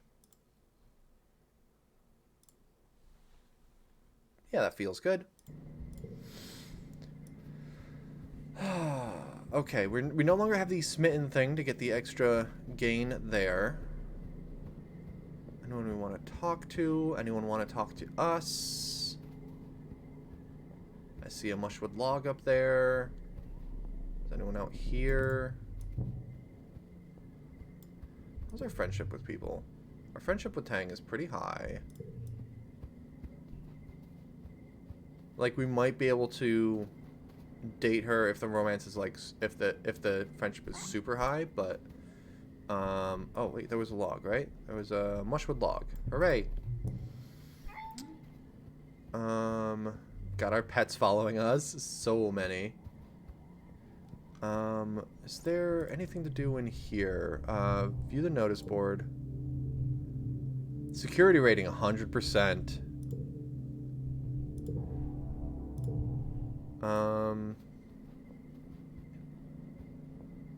Let's see if there's any garrison events. So let's just do, let's see, lookout duty is what? Perception and animals are both maxed. Defense training is combat and animals. Combat is not maxed. Play sports ball, bravery, and toughness. Yeah, let's do that. Security Chief Red interrupts your afternoon training to address the group. Anemone perks up. This seems important. Since the original colony was destroyed, he begins, we have needed every skilled security officer we can find to defend our home. And now with Governor Lum's blessing, age is no longer a requirement. We're looking for young recruits to join the ranks of the defense squads. This is a serious job, he punches his hand for emphasis. You'll be soldiers, not little kids learning self-defense or peering down the safety of the walls. You'll be in danger. You need to be brave and you need to know your way around the weapon. Step forward if you think you have what it takes to defend our colony. This seems really, like, again, we've been out doing hunting parties. This seems like a really weirdly placed thing. Like, he's talking to us. We're 18. I'm pretty sure this was meant to be when we were like 15 or 16 or something, but I've just done so little in the garrison. Don't want to do the war thing. We're going to hang back. Good, he says to those who step forward, including Anemone. Yeah, no, like that took place way out of order. Considering how everything else has been going, that should have been 2 or 3 years ago. Alright, anyway. I have 3 different Trivia Champion cards. That's hilarious. Anyway, we got a 74 on this super goal of 45. So, like, that unfortunately happens sometimes when, like, events happen a little bit out of order. Like, they're not crucial ones, but... Bravery. Every event in exploring causes +10 instead of +15. Nice. Not really needed right now. We already have a -5. This year, Governor Lum's ascension to the Verdunalia stage is heralded by an entire military band, their instruments shiny and nano-printed new. They march out of command in formation, splitting and forming a phalanx at the foot of the stage as Lum takes his place before you. Spotlights turn on with heavy ka-choom noises, illuminating Lum in a halo of floating dust particles. He spreads his arm wide. Hello, Vertumna! His voice booms over the speakers. Are we winning or what? The reaction is mixed. You look around. It's easy to see the ones cheering the loudest are Helios and people who fully adopted their mentality, like Anemone. The Stratos are more reserved, some even silent. Security Chief Red is one of them, his usual stony expression hiding his true feelings. Regardless, there's enough cheering that Lum has to wait for it to die down before he continues. We're killing it out there, people! Every day we claw a little more territory from the savage aliens of this planet. Yeah, get bent, get fucked, I hate this guy. A potato pod arcs through the air and lands with a broken splort at Lum's feet, splattering him with juice. You don't see you through it, but the faction from Geoponics is looking restless. They begin to jeer and stomp their feet. Lum continues on, raising his fists. Those Xenos attacked us first, and now they're learning, don't mess with humankind. The crowd is now evenly split between cheering and booing. The Stratos are agitated, and you hear calls for things to return to how they were, and how Lum and his soldiers are killing the planet. Even the council, lined up before the stage and facing the crowd, looks conflicted. We left Earth to get away from this shit, your dad shouts, and you turn to him in surprise. He rarely swears. Now look at us. We're right back where we started, fighting each other and the planet. We brought it with us. Utopia hops on stage and routes her own here speak through the speakers. He's lying, she yells bitterly. This year we lost 2 surveyors in the swamp, Sorrel and Kinney. They'd be alive today if Lum hadn't sent them out to clear a manticore den for no good reason. She jams her finger against the governor's chest. The only threat to our colony here is you. Lum's smile doesn't change, but his eyes go cold. He snatches Utopia's hand and calmly, slowly crushes her holopalm crystal with his thumb. You hear the crunch of the bones of her hand before her feed cuts out. Utopia yelps as her knees buckle with the pain, her bravado gone. She holds her broken hand to her chest and is too shocked to resist when Lum shoves her off stage. The crowd is stunned into silence as well. Lum clears his throat and approaches the end of the stage, looming tall over the council. Thank you for your input, he says icily. Your concerns have been noted. This isn't the buffoon Lum presents on his daily holovlogs, or the nuisance he is when he visits a work site. You see something in his eyes you've only caught glimmers of before. Hatred. You Stratos are lucky we didn't crush you under our boots and take your colony by force. Before we got here, this colony was doomed. You're only alive because I was merciful. Just a bunch of burned-out hippie fugitives. What was your plan for surviving out here? Wishful thinking, singing songs, and talking to animals? Laughter ripples through the Helios. You, he gestures to the council, then jerks his thumb at his chest, need us. Not the other way around. I'm done pretending I need to listen to your democracy. Opinions. You want to live, you'll do what I say. He stares at Dr. Instance, who glares up at him with hate in her eyes as she tenses Utopia's hand. Maybe it's time to clean house, he threatens. We need team players here, ones who share one vision for the future of Vertumna. There is a team. You're not part of it. After a few tense moments, Seek clears her throat. Sir, shall I continue with the traditional formalities now? Yeah. Lum scowls down at Seek, then throws his hands in the air. Whatever, do it if it makes you feel better. You're all cowards. He turns and stalks off the stage, his marching band scrambling to follow him with his exit song. Why hasn't anyone done it? Shot Lum, I mean. As promised, there are no contests this year, but there's plenty of food and alcohol. As the sun set, the Helios, including Vase and Anemone, head straight forward and look ready to party into the night. The other teams seem a little less at ease. Dis, quite predictably, has already left. I think we get our chance to hang out with... Like, we've gotten our chance to hang out with Dis. I think we need to... Like, we're a pretty influential figure in the colony, I think. We should hang out with the Stratos. Playing his ex... Robin Hood Men in Tights as the sheriff of Rottingham has been under the horse as it rides off, and then his guard on, what are they, kazoos?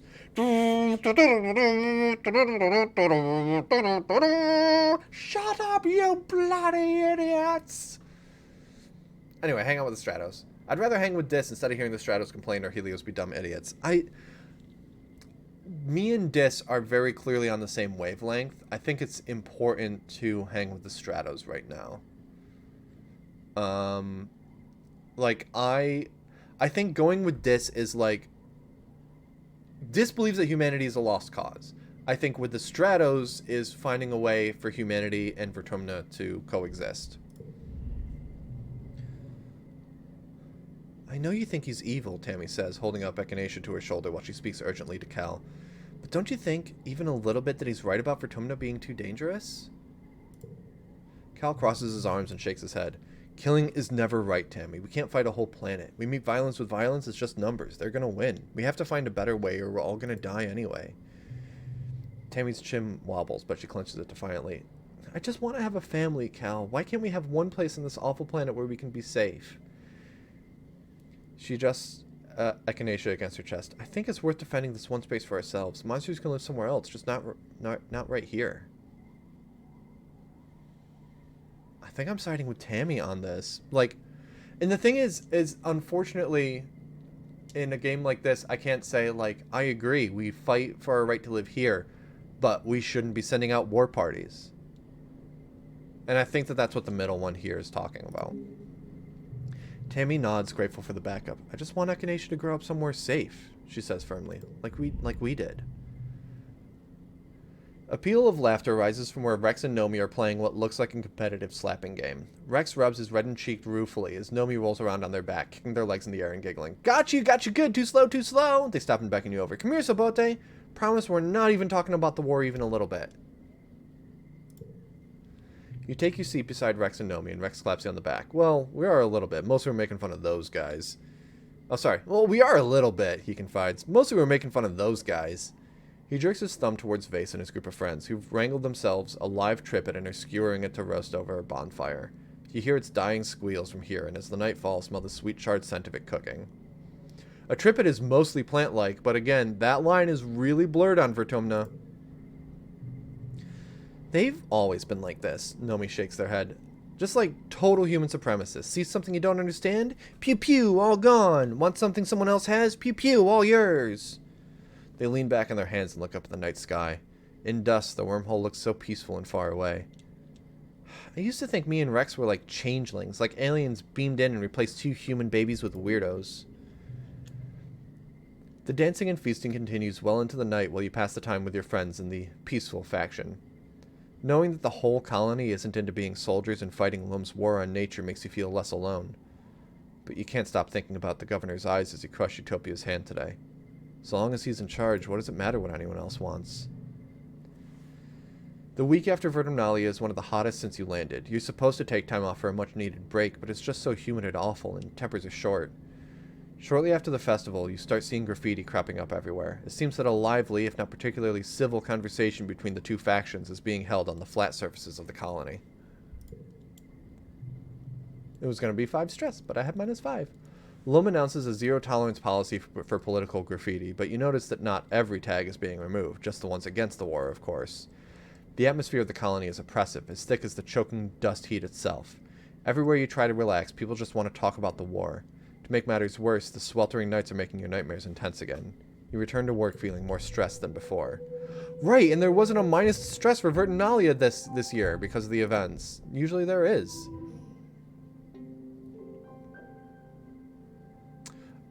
Oh, leveling up persuasion. I know that, so we didn't pursue the route this time, but if you pursue the political route of trying to be governor, then it's possible to take the colony back from Lum. I don't know if there's other ways to do it. You're walking through the colony when you see a blur of color and motion at the edge of your vision. Bang! Nomi collides with you in a catastrophe of flailing limbs and high-pitched squealing, sending you both sprawling to the ground. Oh my gosh! Nomi exclaims. They immediately get to their hands and knees and begin to collect the papers that had exploded out of their hands when they fell. I'm so sorry! Sometimes my brain is off doing its own thing and I don't watch where I'm running. I gotta get breakfast even when you're late! Dusting off a piece of toast and shoving it back in their mouth. Your enhancement isn't super agility, huh? Oh, that's a complicated subject. Oh no, I'm sorry! Nomi gets to their feet and offers you a hand up, then brushes the dust off you. I actually don't know what my genetic enhancement is, or even if I have one at all. My parents decided to lock my medical files when I was a baby because they had this wild idea that they wanted me to grow up without feeling like I had to be perfect. They think it's rude for parents to make that choice for kids. That sucks, I'm sorry. Well, kinda. But kinda not, too. It's fine, actually. Sometimes I don't mind at all. Nomi wiggles their eyebrows. Maybe I'm just like Galactic Cyber Prince Umiyama, and one day a talking Hopeye will come to me and I'll have to defeat the Mecha Ultra Nether Beings. Okay, being the chosen one ain't... Actually, being the chosen one kinda fucking sucks. Hopefully it's not that. Okay, how can we level persuasion? First off, in order to even get into doing a lot of stuff for the depot, we need to be friends with Mars. Tell me about working at the depot. Need friendship with Mars 10 or greater, or rebellion less than 20. To go to Seek and ask for a job. Oh no, I didn't... I'm sorry, I didn't mean to do ignore. I meant to do... Oh, that's cool. Okay. Organizing and perception. I don't really know what levels persuasion. If you're talking about Nomi, reminder that Nomi is non-binary. They're adorable. And yes, they are.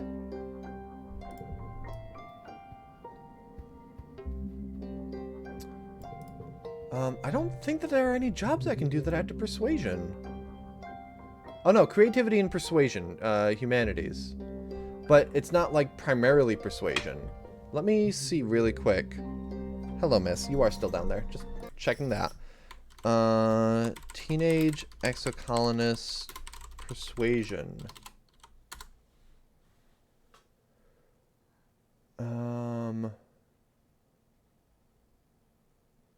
How to build your skills?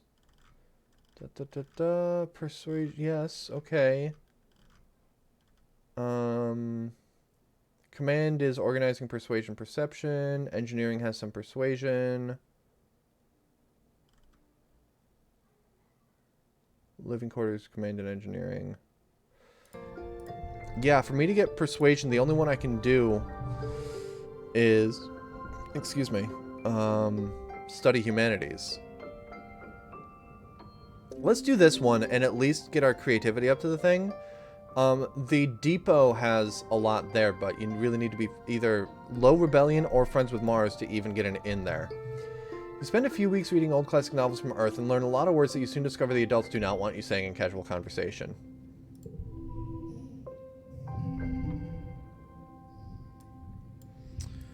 Doot, doot, doot, doot. Doot.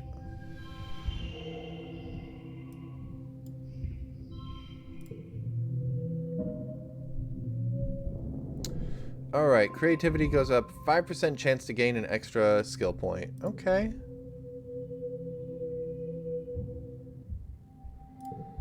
Late dust. Well, one extra skill. I don't know if that's a point or just like you get a point in a random other skill when you do a thing.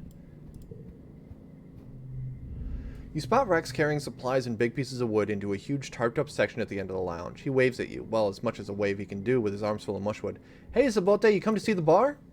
Oh, hold on. Hey, Sabote, come to see the bar? You give him a questioning look. The bar? You don't know Rex super well. You've never heard anything about a bar. He gestures to the tarps. My bar! I've been working on a special project ever since I joined the construction crew. Colony needs a place to cut loose, you dig? I think it's about halfway done. You take a look at what you can see. Rex has kept it all pretty well tarped up and hates letting people inside to peek, but you can tell it's big. Perhaps a little too big. Ambitious maybe for a first solo construction project. But Rex has had a lot of help from his crew and from the whole colony. He'd have to be able to find enough wood. I'm sure it'll be great. Rex comes over to you and slings you in a one-armed hug. Just seeing you makes me super energized. I can almost hear the music now. That's right, the bar's going to have live music. You know anyone who plays an instrument? I'm going to work double time to finish this place. If you want to help, bring me all the mushroom you can find. Ow. Here, have a mushwood. Hello, Katusha.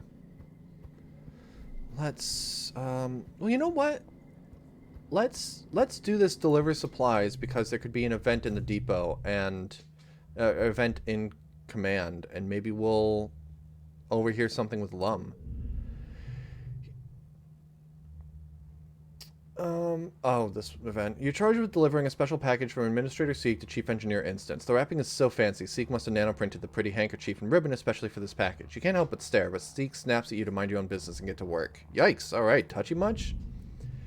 Tang laughs when she sees you in engineering holding Seek's gift. Again, she says, rolling her eyes. You try to hand her the package, but she looks at it like it's a stick of dynamite. Oh no, I don't want any part of this. Just go through the doors and give it to Instance if you want to ruin everyone's day.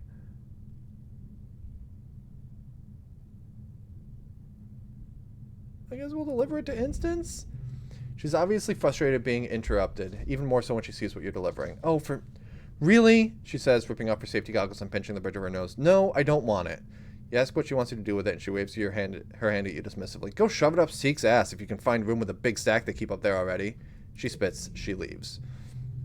Huh, so they have history. Is this an attempt at apology? Is Seek trying to win her back? You have so many questions. Too bad it's none of your business. Honestly, you aren't even sure you want to know. What if they were dating?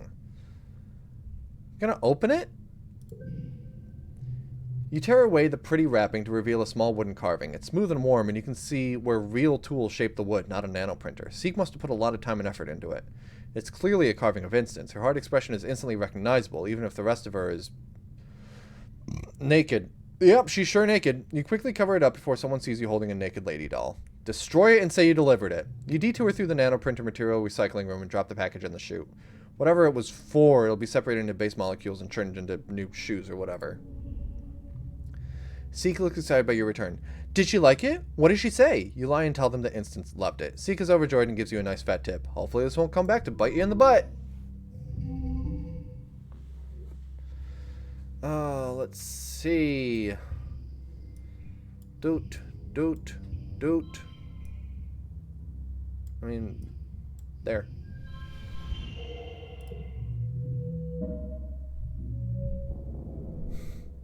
You need to learn to lie better. My lying was fine.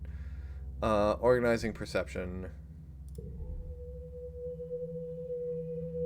Alright, we are now in wet, which is purple, and I think I have a preset for that, so that should be a quick...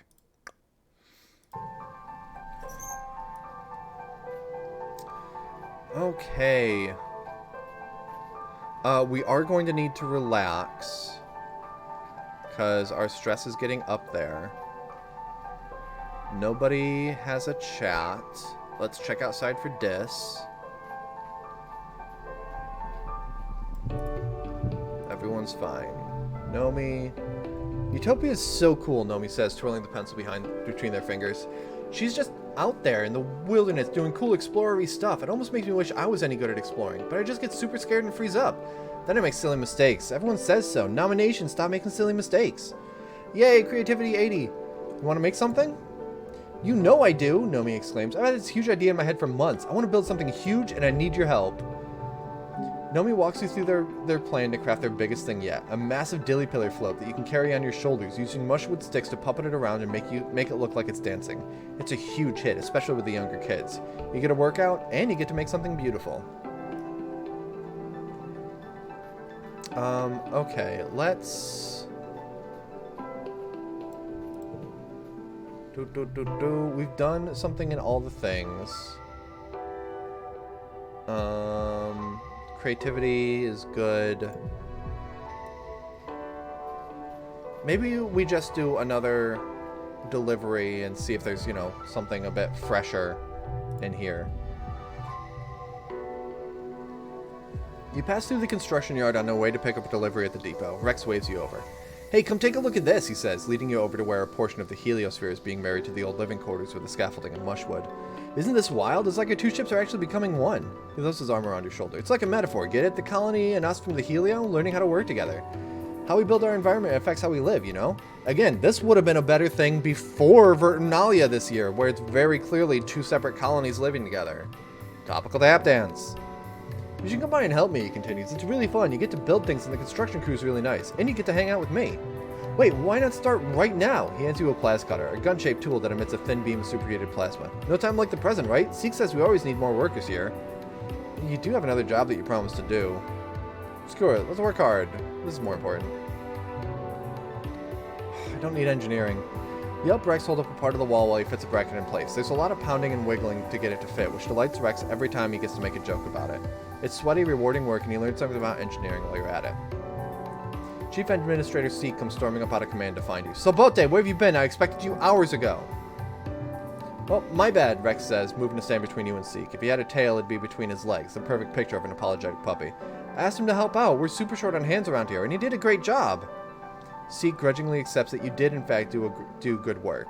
They tell you that you're clear to help out in construction if you like, snidely commenting that you're better suited for manual labor than the job you were actually supposed to do today. Fuck you. You're like the one person that's still kind of sucking up to Lum. Anyway. Poof, poof, poof. Here, have a +2 to the last card and a +1 to that card. It's a ton into organizing. Nice. Okay. Let's have a relaxation month. Let's do this in geoponics. Actually, let's check that there's no more talkie talks. No more talkie talks. Good, good, good. Alright. What's up, Dad? Alright, relax in the park. Your Unisaur is getting used to accepting you as, well, not as its owner, really, but maybe as something like a small, fragile, slow friend. Meat is becoming a little more common in the colony than it used to be, thanks to the hunters from the heliosphere. They really like to eat meat. Luckily, that means it's easier to feed your Unisaur what she really likes. You play with Twilight Sparkle for a few hours, letting her run around and stretch her legs. When she gets hungry, she throws chunks of meat. You throw chunks of meat and let her snap them out of the air. People have pushed back at the idea of wasting meat on feeding an animal, but you don't know what else you can do. If you don't feed her, she'll be a real menace. We've got so many good blues that a 4 that doesn't really add anything. Yeah, we'll get rid of that.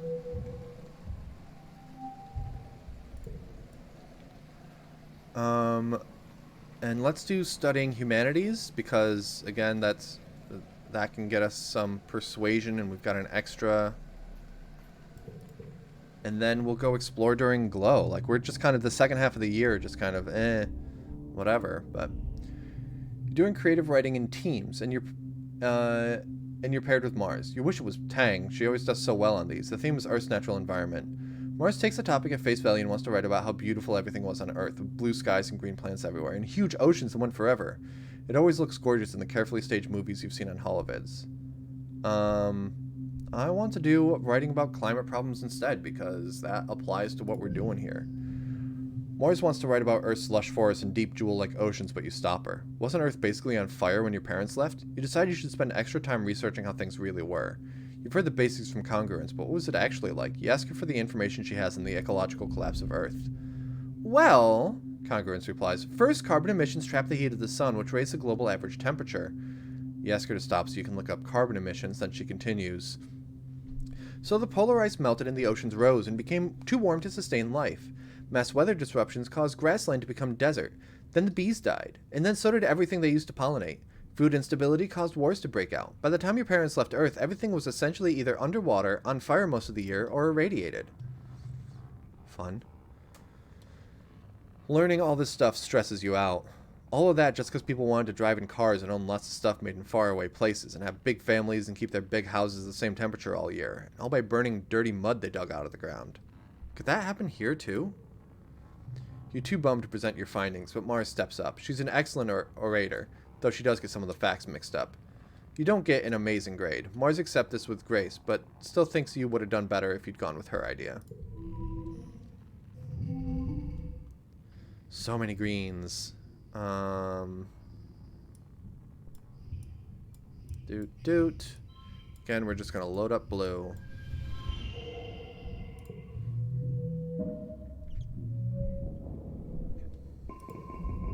Alright, it's glow. Are you guys ready? Oh, glow. What should the color be for glow? I think purple is still appropriate, but here's what we'll do with the creative lighting. Maybe a slightly bluer purple. But we're going to turn this off. It's glow season now. How's this? Also, get rid of the white window to my right.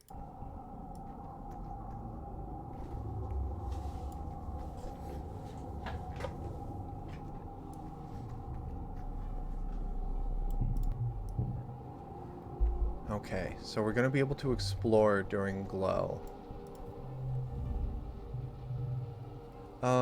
Cool. Just random. I dare you to.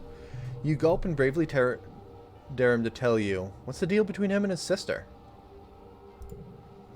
What about her? Dis scowls, digging the toe of his boot into the dirt. She's smart and perfect, and everyone loves her. You wait patiently. Sometimes being brave means sitting in the silence. Eventually, Dis crosses his arms and shrinks out on himself. When Tang got her genome therapy, all everyone wanted to talk about was how I shouldn't be sad about losing my brother. Like they had to tell me that? I'm her twin? I knew she was a girl like 5 minutes after she did. She's always been my sister. She's always known who she is. But like, that was the problem. Dis says. He picks at a loose thread of his sleeve.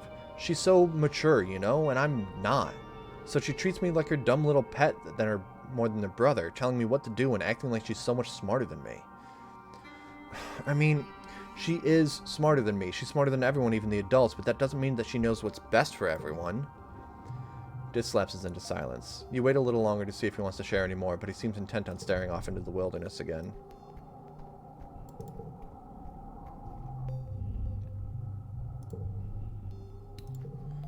Just making sure. Okay, there's nothing to add.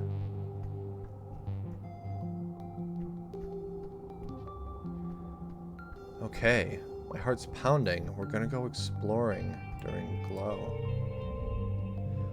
Glow is no time to be exploring. It's far too dangerous. The gates are closed, and survey expeditions halted until light returns in a few weeks. Good thing you know another way out. Sneak out to explore Glow. Okay. No one is allowed outside the colony during Glow, so if you stay out of the lookout sites, there'll be nobody to catch you. It also means you're alone out here. If you get into trouble, it's going to be big trouble. You hope you know what you're doing.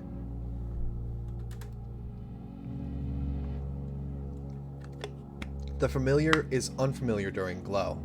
The sky is dark except for the eerie light of the wormhole, seeming so much closer than it actually is, and the gloom makes the shadows deeper and more mysterious. It's so hauntingly quiet that you can even hear the movement of animals, the beat of soft wings, a woomph of something curious, of something large in the distance. What's that curious sound? It's just a Dorb's moth taking flight. Its usually dull plumage is an iridescent rainbow glowing warmly in the dark of Glow. It slowly glides through the mushroom trees.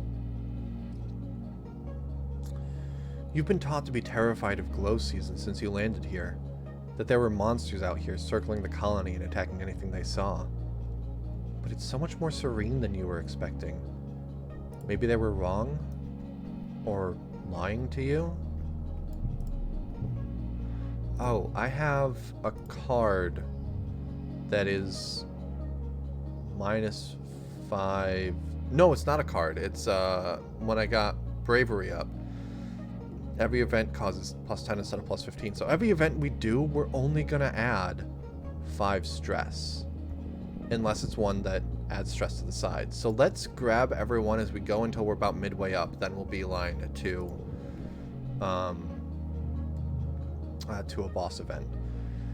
The area is dotted with huge circles of glowing mushrooms, each one nearly a meter in diameter. The bare grass in the center of the circles looks remarkably lush. Take a closer look. You crouch down to analyze the mushrooms. It's a species you don't recognize, but your holopalm reports that they live most of the year underground and only pop up during Glow season. This close, you notice that the entire area inside the circle is sunken, and the grass has been flattened, almost like a footprint. But what would be big enough to make this? You decide not to wait around to find out. +5 is the only result because I have a -10. You come to a dense part of the path where the gnarl wood surrounds you and blocks out the sky and the wormhole above. Long threads that look like hair are hanging down from the trees. Strange, you've never seen this during the rest of the year. You have to go through these. Take a closer look, we have maxed out perception. The strands are sticky like a spider's web. So sticky and thick, in fact, that you'd be caught if you tried to push your way through it. Cut our way through. Your skill with a plas cutter comes in handy, as you're able to cut a solbote-sized hole through the sticky hairs without accidentally getting them all over yourself. Seriously, this stuff's like super glue, and the strands are extremely tough. You get a small piece on your pants and I'm pretty sure it's never ever coming off. I love doing this. Just like the different events that we get. You're amazed at how peaceful it is out here. It's not what you expected. You stay out of sight of the watchtowers and slip between the mush trees. It's eerily silent, as if the forest is holding its breath in anticipation. And it really is pretty out here with all the plants and animals glowing, especially the wormhole filling the sky above you. Timey-wimey wormhole stuff. Neighbors become wild and value is wild. Admire the flora in detail. You get another -1 stress card. And watch where you're walking. Let's gaze at the wormhole. Oh, but we took extra stress. You crane your head up to look at the wormhole. It's so big you begin to feel dizzy and end up stumbling a bit over a gnarled root. Ouch. As you're lying on your back in pain, you're still transfixed by the wormhole. It's dark against a dark sky, but as it moves, it shimmers with a million colors churning in slow fluid motion around the perfectly black hole in the center. Wow. Though you can't see it, you've been told that the wormhole high above is shining with ultraviolet light. It's invisible to the human eye, but absorbed and re-emitted as visible light by the flora and fauna around you. Your holopalm calls it a black light, and says the people on Earth used to use similar, much more concentrated light as decoration. Even your clothing glows faintly. Okay, we're at 45. Let's do the next one. You come across a strange glowing river in the sky, floating just over the mushroom-capped treetops. It reminds you of old Earth vids about the Milky Way, or the Northern Lights. It undulates away to the left and right, a river of luminous mist. Beneath it, a curtain of tiny glowing particles slowly rains down into the forest below. Let's follow it. It seems to be denser to the left and flowing slowly to the right, so you decide to head left towards what must be the source. You stray from the path. The ground is hard to traverse in the dim phosphorescence. The river gets denser and starts to shimmer a little, like the spore clouds you sometimes see in pollen. You're careful not to get too close to the particles raining down from it. The mist seems to be coming from something near the ground, something up ahead. Something big and moving. The strange river of light is flowing from something on the next plateau. It's heading east and trailing this glowing dust, some kind of spore maybe, behind it. You could go down into the ravine here and try to keep following it, or safely cross under the eerie stream and continue where you were headed before. Let's keep going. A little more stress, we expected that.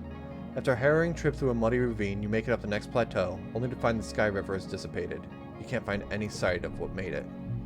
Oh well.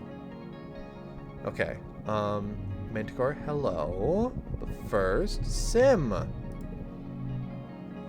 Shadows upon shadows move against each other and glow, wavering under the gloaming of the mush trees like ghosts. The forest is as still as a creature breathing its last breath. You don't see Sim until you're practically on top of him. Hey, Sugarbug. He laughs, holding you by the shoulders. Miss me? Oh, sorry, miss me? You certainly didn't there. Oh, hi, Sugarbug. He laughs, holding you by the shoulders. Miss me? You nearly didn't there. I totally saw you there. Of course you did. You're practically made for this place. Sim starts walking through the forest, his footsteps finding the path with ease. This is my favorite time of year, you know, he says. I get the sense that you humans are afraid of it. Things do tend to attack us. That's true, he replies, tilting his head with a funny expression. Those attacks are not natural, as you may have guessed. Glow isn't dangerous at all. It's lovely. He smiles. Glow is a time of healing, actually. A time for the creatures of this planet to go dormant and reflect on themselves, and to strengthen connections with other life forms. Of course the planet repels you, he adds, raising his hand to stir a cloud of glowing spores drifting above your heads.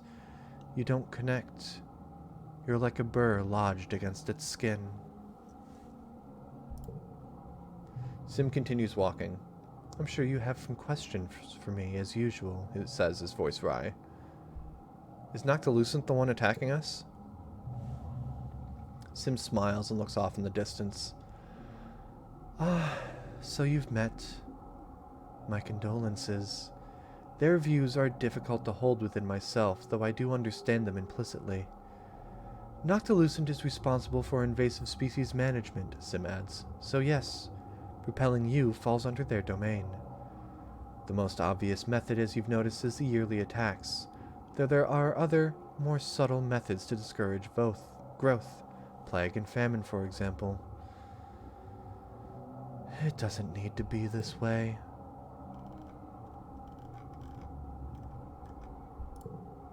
Sim stops walking and smiles politely. Well, that is enough for now. The trees have ears, you know. He embraces you and kisses your forehead. Travel safely, my love.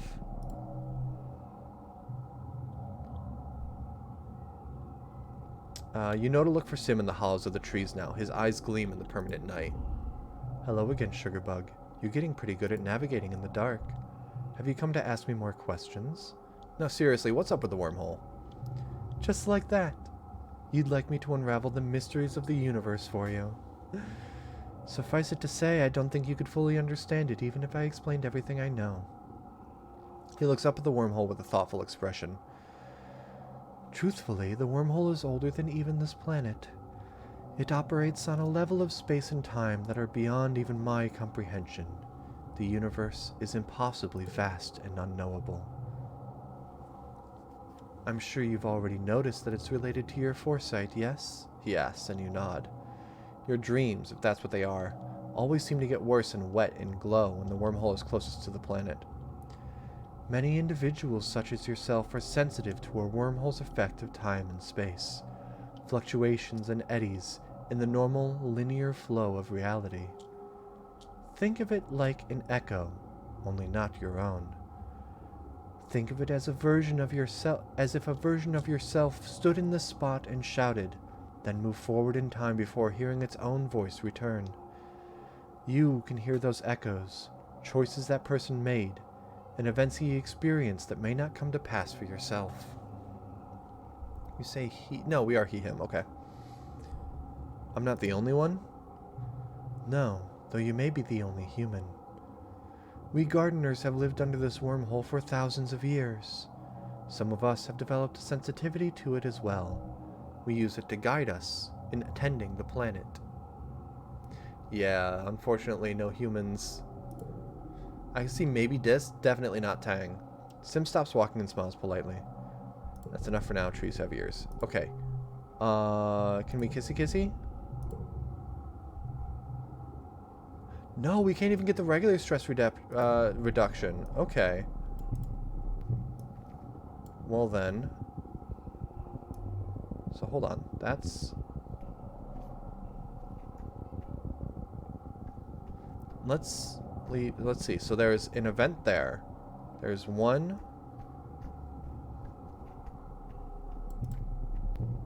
2. Alright, let's do these 2 events and then we'll do the boss one. You come across a sawmill that's been shut down through the season. There's movement inside, and something in there is yipping and moaning in pain. You approach it carefully and find that some sort of dog-like creature has gotten trapped in the machinery. It growls at you and blinks its eyes. Then its other eyes, then its other eyes. Boy, it has a lot of eyes. The loggers won't be back for a week, so this creature will surely die slowly and painfully. It looks worn out already, but still dangerous. Let's release it. You try to come near it, but it bites at you ferociously, nearly taking your hand off. You don't see a way that you can safely free it. Let's put it out of its misery, I guess. Right?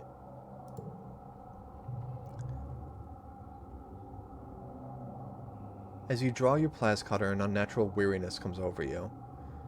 You feel as though you've been trapped for days. I'm sorry. I should have waited longer, I'm sorry. So I'm experiencing what it is. I might get the chance to do something different. Because I feel like watching it is the cruel thing. Just being like, oh yes, perform for me kind of thing. You're so thirsty and weak from hunger. Feeling yourself gradually begin to accept that you'll never escape.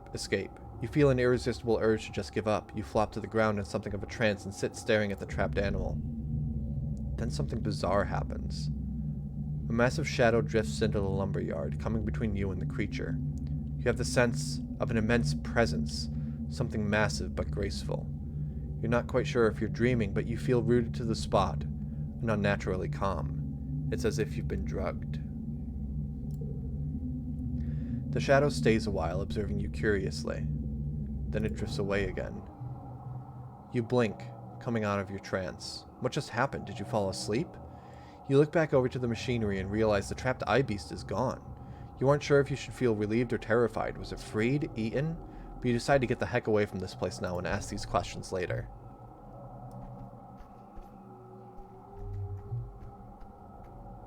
Okay, I think that was the right one to do. It was to show a kindness, even if it was violent. I wonder though. You're crossing a section of the wilderness here where the plants don't throw off as much luminescence as other parts. It's oppressively dark here. You use your holopalm as a flashlight, focusing the light as a beam to make your way through the cloying undergrowth. The beam of your holopalm sweeps over a familiar form, a manticore. Your heart skips a beat at encountering this fearsome beast in the dark. This manticore isn't the deadly killer of the colony's cautionary tales. Actually, it looks terrified.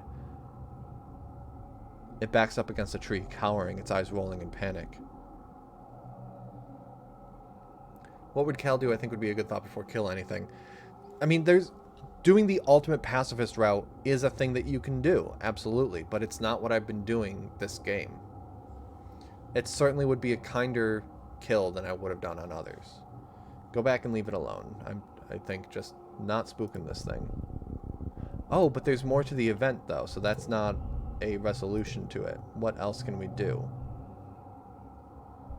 This is dumb. So I guess keep our light on it, but that feels cruel as well.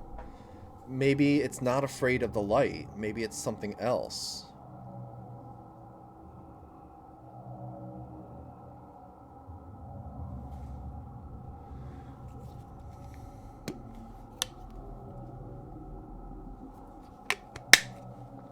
Alright. You're too scared to move your light away, convinced it'll pounce under cover of darkness. You try to hold your light steady, but you're shaking.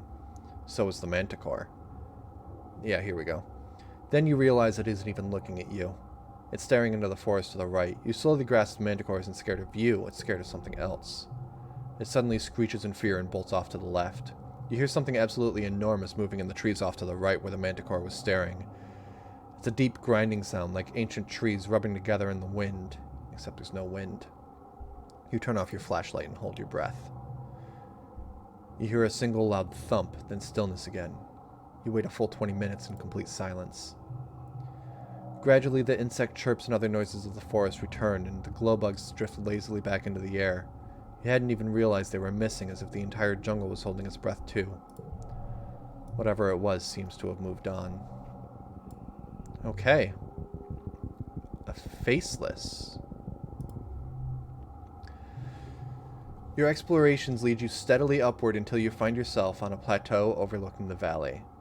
The colony is a dark little smudge below, a brink in the magnificent natural luminescence of glow. From up here, the wormhole feels so close that you could touch it. You're not alone up here. Your heart leaps into your throat as you spot it. Silhouetted dark on dark under the eerie light of the wormhole. A faceless. Gonna stay to watch it. Atop this high plateau ringed by gnarlwood trees, the massive creature stands staring at the sky.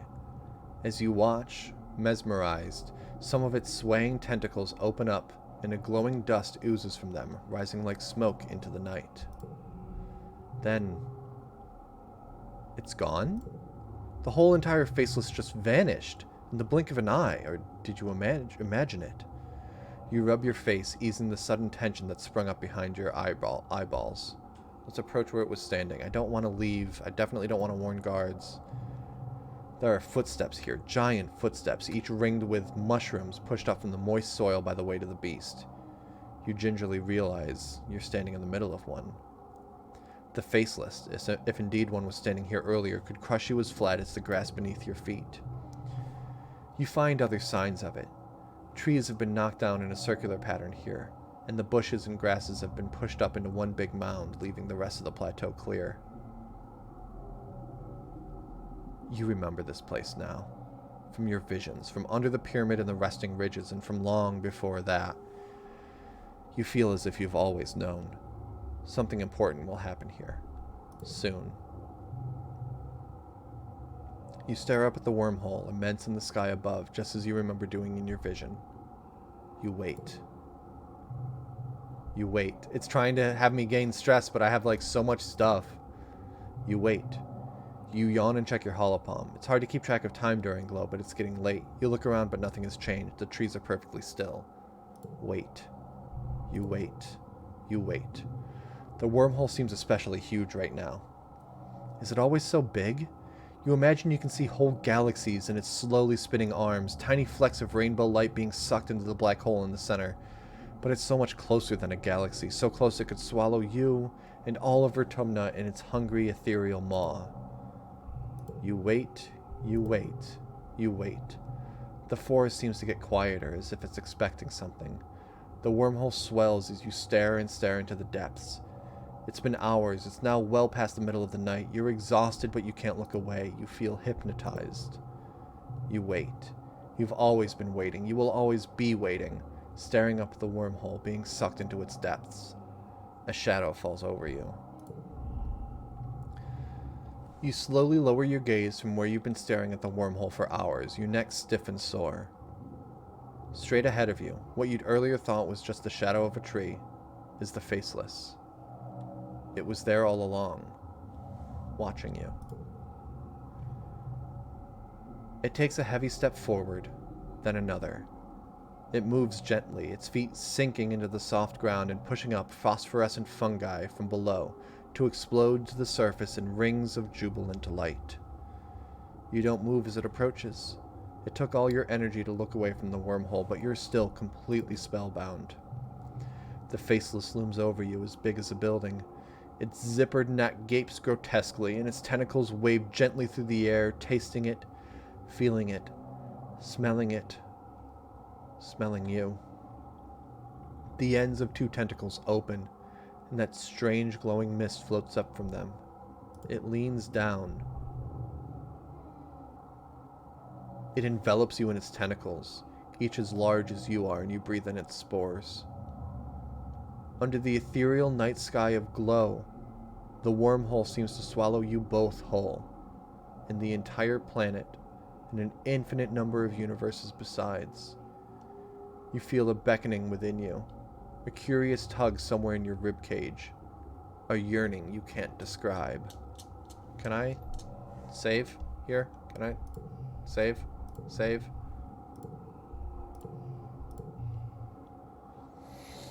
Actually, let me just save. New save. BWB before infinity.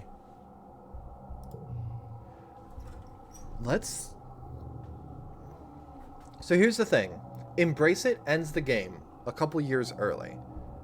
Why don't we see what... Well, do you want to see what Embrace It does, and then we reload and we resist infinity? Because this scene seems to lead to embracing it, right? That seems to be what this scene is all about. Alright. Then reload and resist, yeah. The paradox. Get the transcended time ending. So this is how it all began.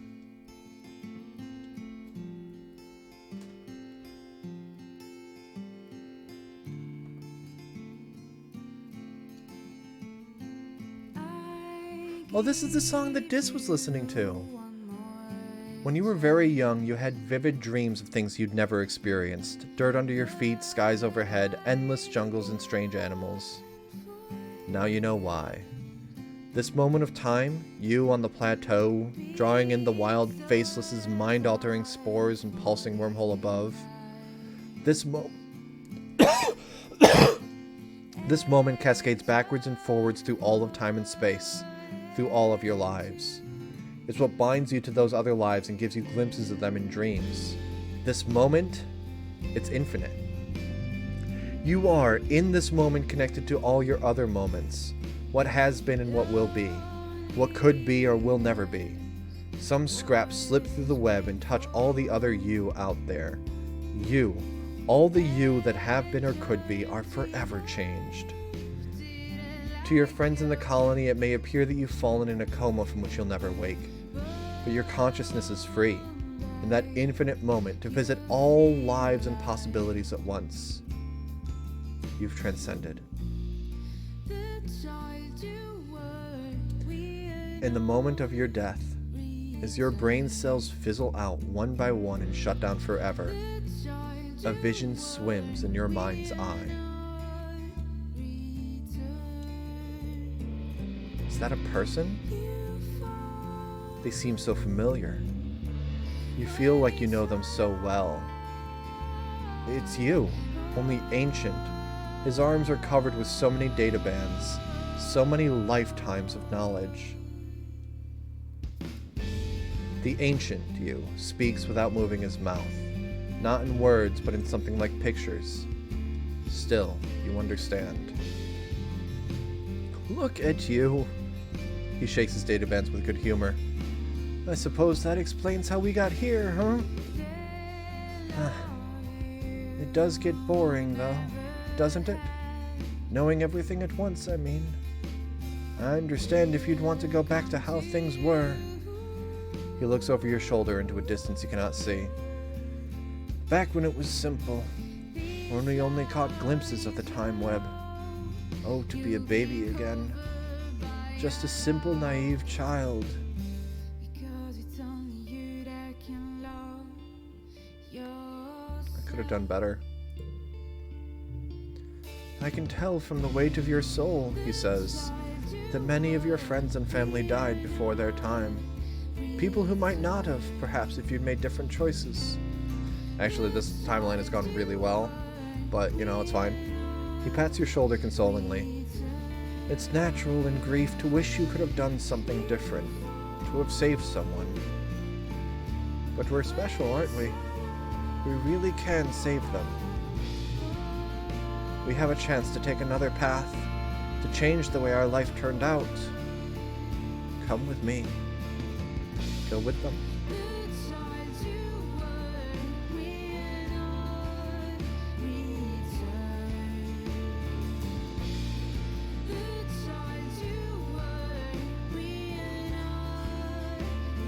Credits.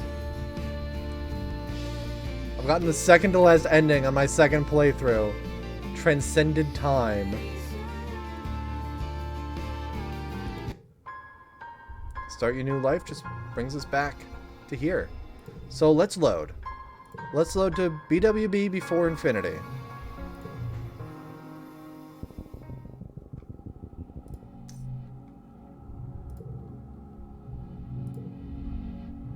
Okay. So we're gonna click through all this, approach where it was standing. Wait. Wait. Wait. Wait. Wait. Wait. Wait. Wait. Wait. Wait. Wait. Oh, look at the shadow. Okay.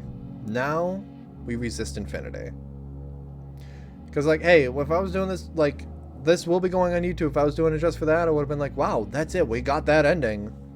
It's incredible. I don't know if that's, like, necessarily considered the best ending. It doesn't really feel like it for me because, like, it breaks, you know, it allows you to escape the time loop, but I don't know if that's necessarily a good thing. It's not the best thing for the colony, though. That's what I'm concerned about. Resist infinity. You weren't ready. A small part of you demands to stay here on this plane of consciousness. You hold your breath and bring your mind back to the present. You let the Faceless touch you softly with his tentacles until it seems satisfied that you've made your decision.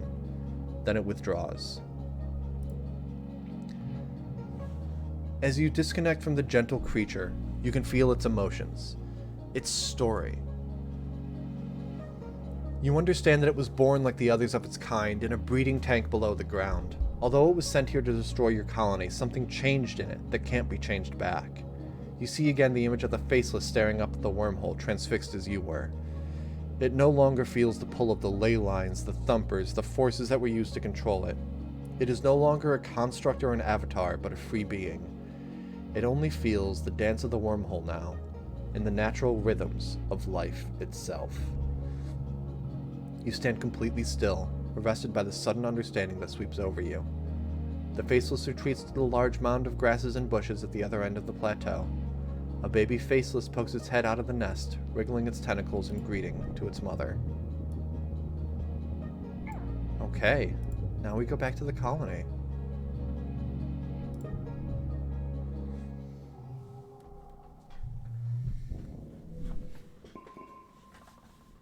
And we see what events happen during Glow.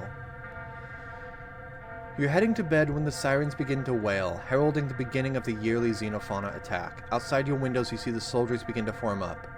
This year, Anemone is heading up her own squad. You see her red hair bobbing along with the others as she rushes to defend the walls.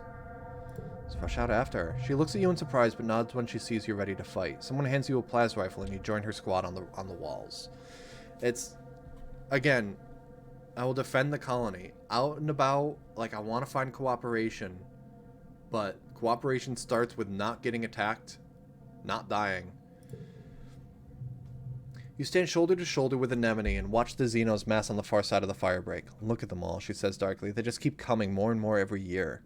What are they even waiting for? Why don't they just attack already? She shoots a look at the rest of her squad, all of them Helios, most of the young adults like you, and lowers her voice. Just want to get it over with, you know? These Helios learned to march before they could walk. I want to prove I can handle myself as well as they can. She runs her finger down the barrel of her plasma rifle, where she stenciled the name Kombucha. Her brother's name, if you've forgotten. A lowing from the forest draws your attention back to the enemy line. The wall of animals is approaching in eerie unison, their footsteps drumming a rumbling tattoo on the ground. Anemone clutches her rifle tightly. Okay, here goes. The animals approach the wall at a steady pace, but stop short of the walls. Instead, they mill around outside the colony near the garrison. In the eerie silence, you hear the sudden crackle of plasma rifle fire, and a flying creature falls to the ground. You hear Security Chief Rhett from his post on the walls telling his squad to hold their fire. His voice rings through the still, expectant air. The Xenos are just standing there. Then, -3 colony defense. An explosion rocks through the colony, the shockwave hitting you like a physical blow. Then the heat right after, like walking into a wall of fire. You're pelted with debris raining down from the sky. A column of smoke billows from a burning section of wall near the garrison. From the thick belt of shock that ripples through the colony, you can't imagine it was on purpose. Anemone recovers first, letting out a strangled war cry. Those assholes! They knew our weakest point! How? She gestures to the flood of Xenos pouring through the gaping hole in the wall. There! Protect the gate! Shoot them from the walls! Wait, what's that in the sky? You duck as something huge whooshes over your head, buzzing the top of the wall.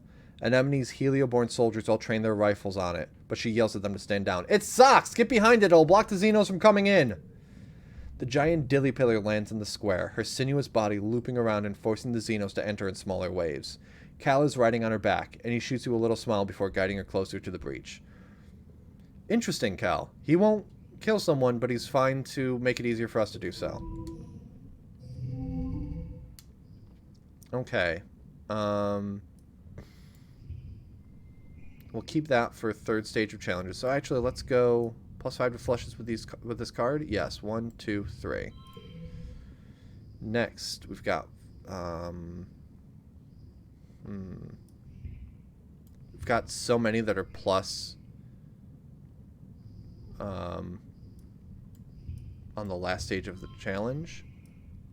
Let's just do that. Okay, cool. Now, +5 on the third stage of challenges. +3 on the third stage of challenges. +2 to a physical card to the right. Pew. That's unchangeable. Let's throw that in the middle there. And then a yellow for funsies.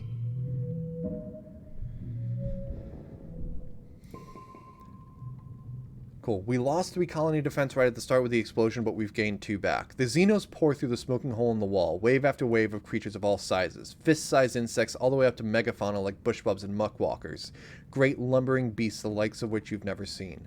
The largest ones soak up the gunfire and smash through the defenders on the ground, while the smaller, faster creatures make for the ship and the geoponics domes.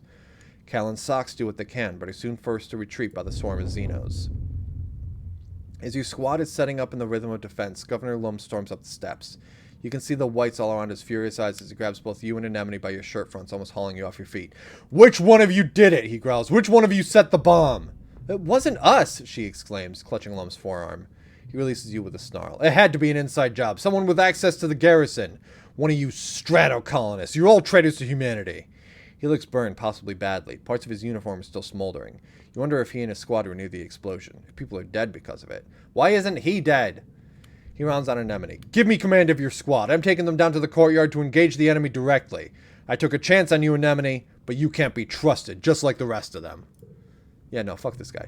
But my squad? She looks conflicted. Lum is the governor and outranks her as a soldier, but he's Lum. His plan is bound to be dangerous, or even suicidal. The rest of the squad are Helioborn, yes, but they're also just teenagers like you. Don't you need us up here supporting defenders from the walls? Check with the security chief. Anemone looks relieved. Yeah, let me check with Red, okay? He might need us. Let me check.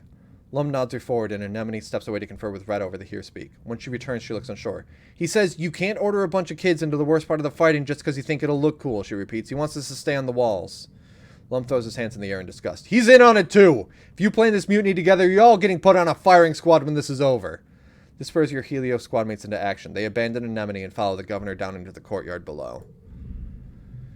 You and Anemone remain on the wall, providing ranged support to those fighting below. The air is thick with smoke and chaos, but when it clears you can tell that against all odds the defenders have regained the upper hand. The courtyard is littered with bodies, human and Xeno both, and in the distance you can see that the geoponics domes are shattered and part of command is on fire. The colony was staggered by the explosion, the attack from within. In the quiet following the battle, the colony comes out of hiding to gather in the courtyard, surveying the damage. Governor Lum is on the warpath. I'll find who did it and I'll have their goddamn head, he yells. I want every single strato lined up in question. Those were our explosives. I want to know who set up that goddamn bomb. I thought he used all the explosives already. You and everyone from the strata were hauled aside and questioned on your whereabouts prior to the attack. Everyone, that is, except Dis. He's nowhere to be found, dead or alive.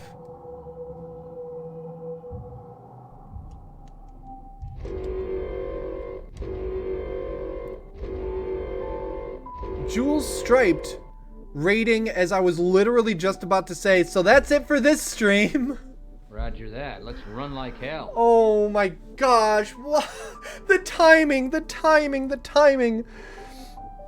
It is currently 12:30 my time, and in an hour and a half I have another stream that I am doing for something entirely unrelated, so I cannot do another year of I Was a Teenage Exocolonist. I am so sorry. Thank you so much for showing up, though. Really quick, hey, you know what? That's fine. We can chat for a quick moment. We're going to start age 19 next week, so let's save. And then, Jules, what were you playing? Regardless of the timing, thank you so much for raiding in here. It's okay, no worries, just continue the raid train. You know what? I can do that. After this, we're gonna raid over to Demon Cat Daphne, who is playing Elder Scrolls Online. Playing Fields of Mystria. Nice! Okay, we're gonna save this as our Brunch with Boater one. Brunch with Boater Before Infinity we'll come back to another time, but we're gonna overwrite this one. Wow. Hey, thank you guys so much for dropping in, and someone followed as well, so huge thanks on that. I was too busy with the regret for the timing to notice who that was. Hope you guys had a good stream. I love Teenage Exocolonist.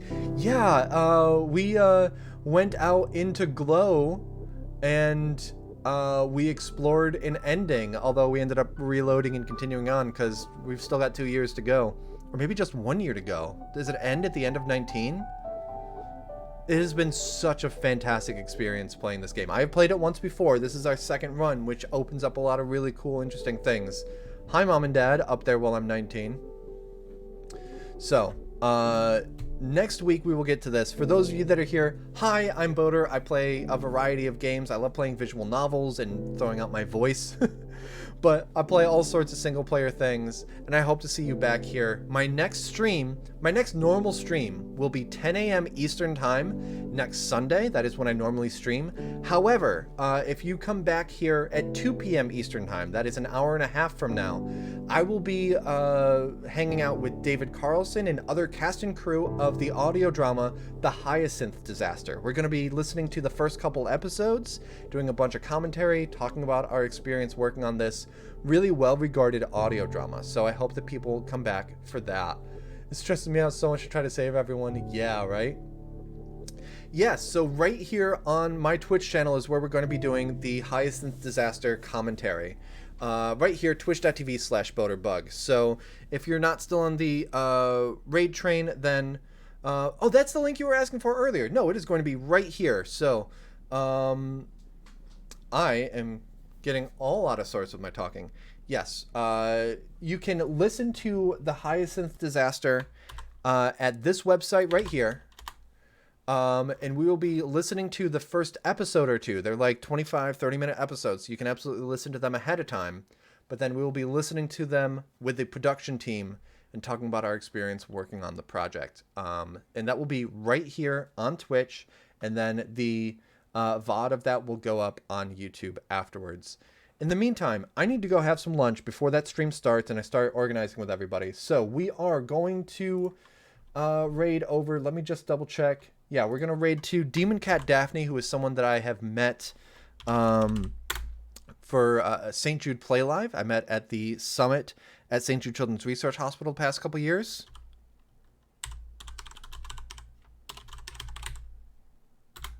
This is fun. Ciao, Butter. See you in a bit. Absolutely. Thank you, More Like Rigor Mortis, Shady Cats, for popping in. Huge thank you to Jules Stripe for that raid right at the end. We're going to raid over now to Demon Cat Daphne. And I hope that all of you have a wonderful day, whether or not you pop back in for the Hyacinth Disaster stream, or if you check me out on YouTube, or come back for the next, possibly last stream of I Was a Teenage Exocolonist next week. I hope to see you there, but for now, it's raid time. Bye, everybody!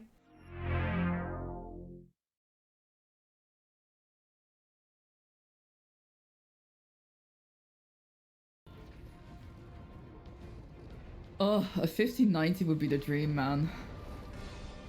Motor! Thank you for the raid!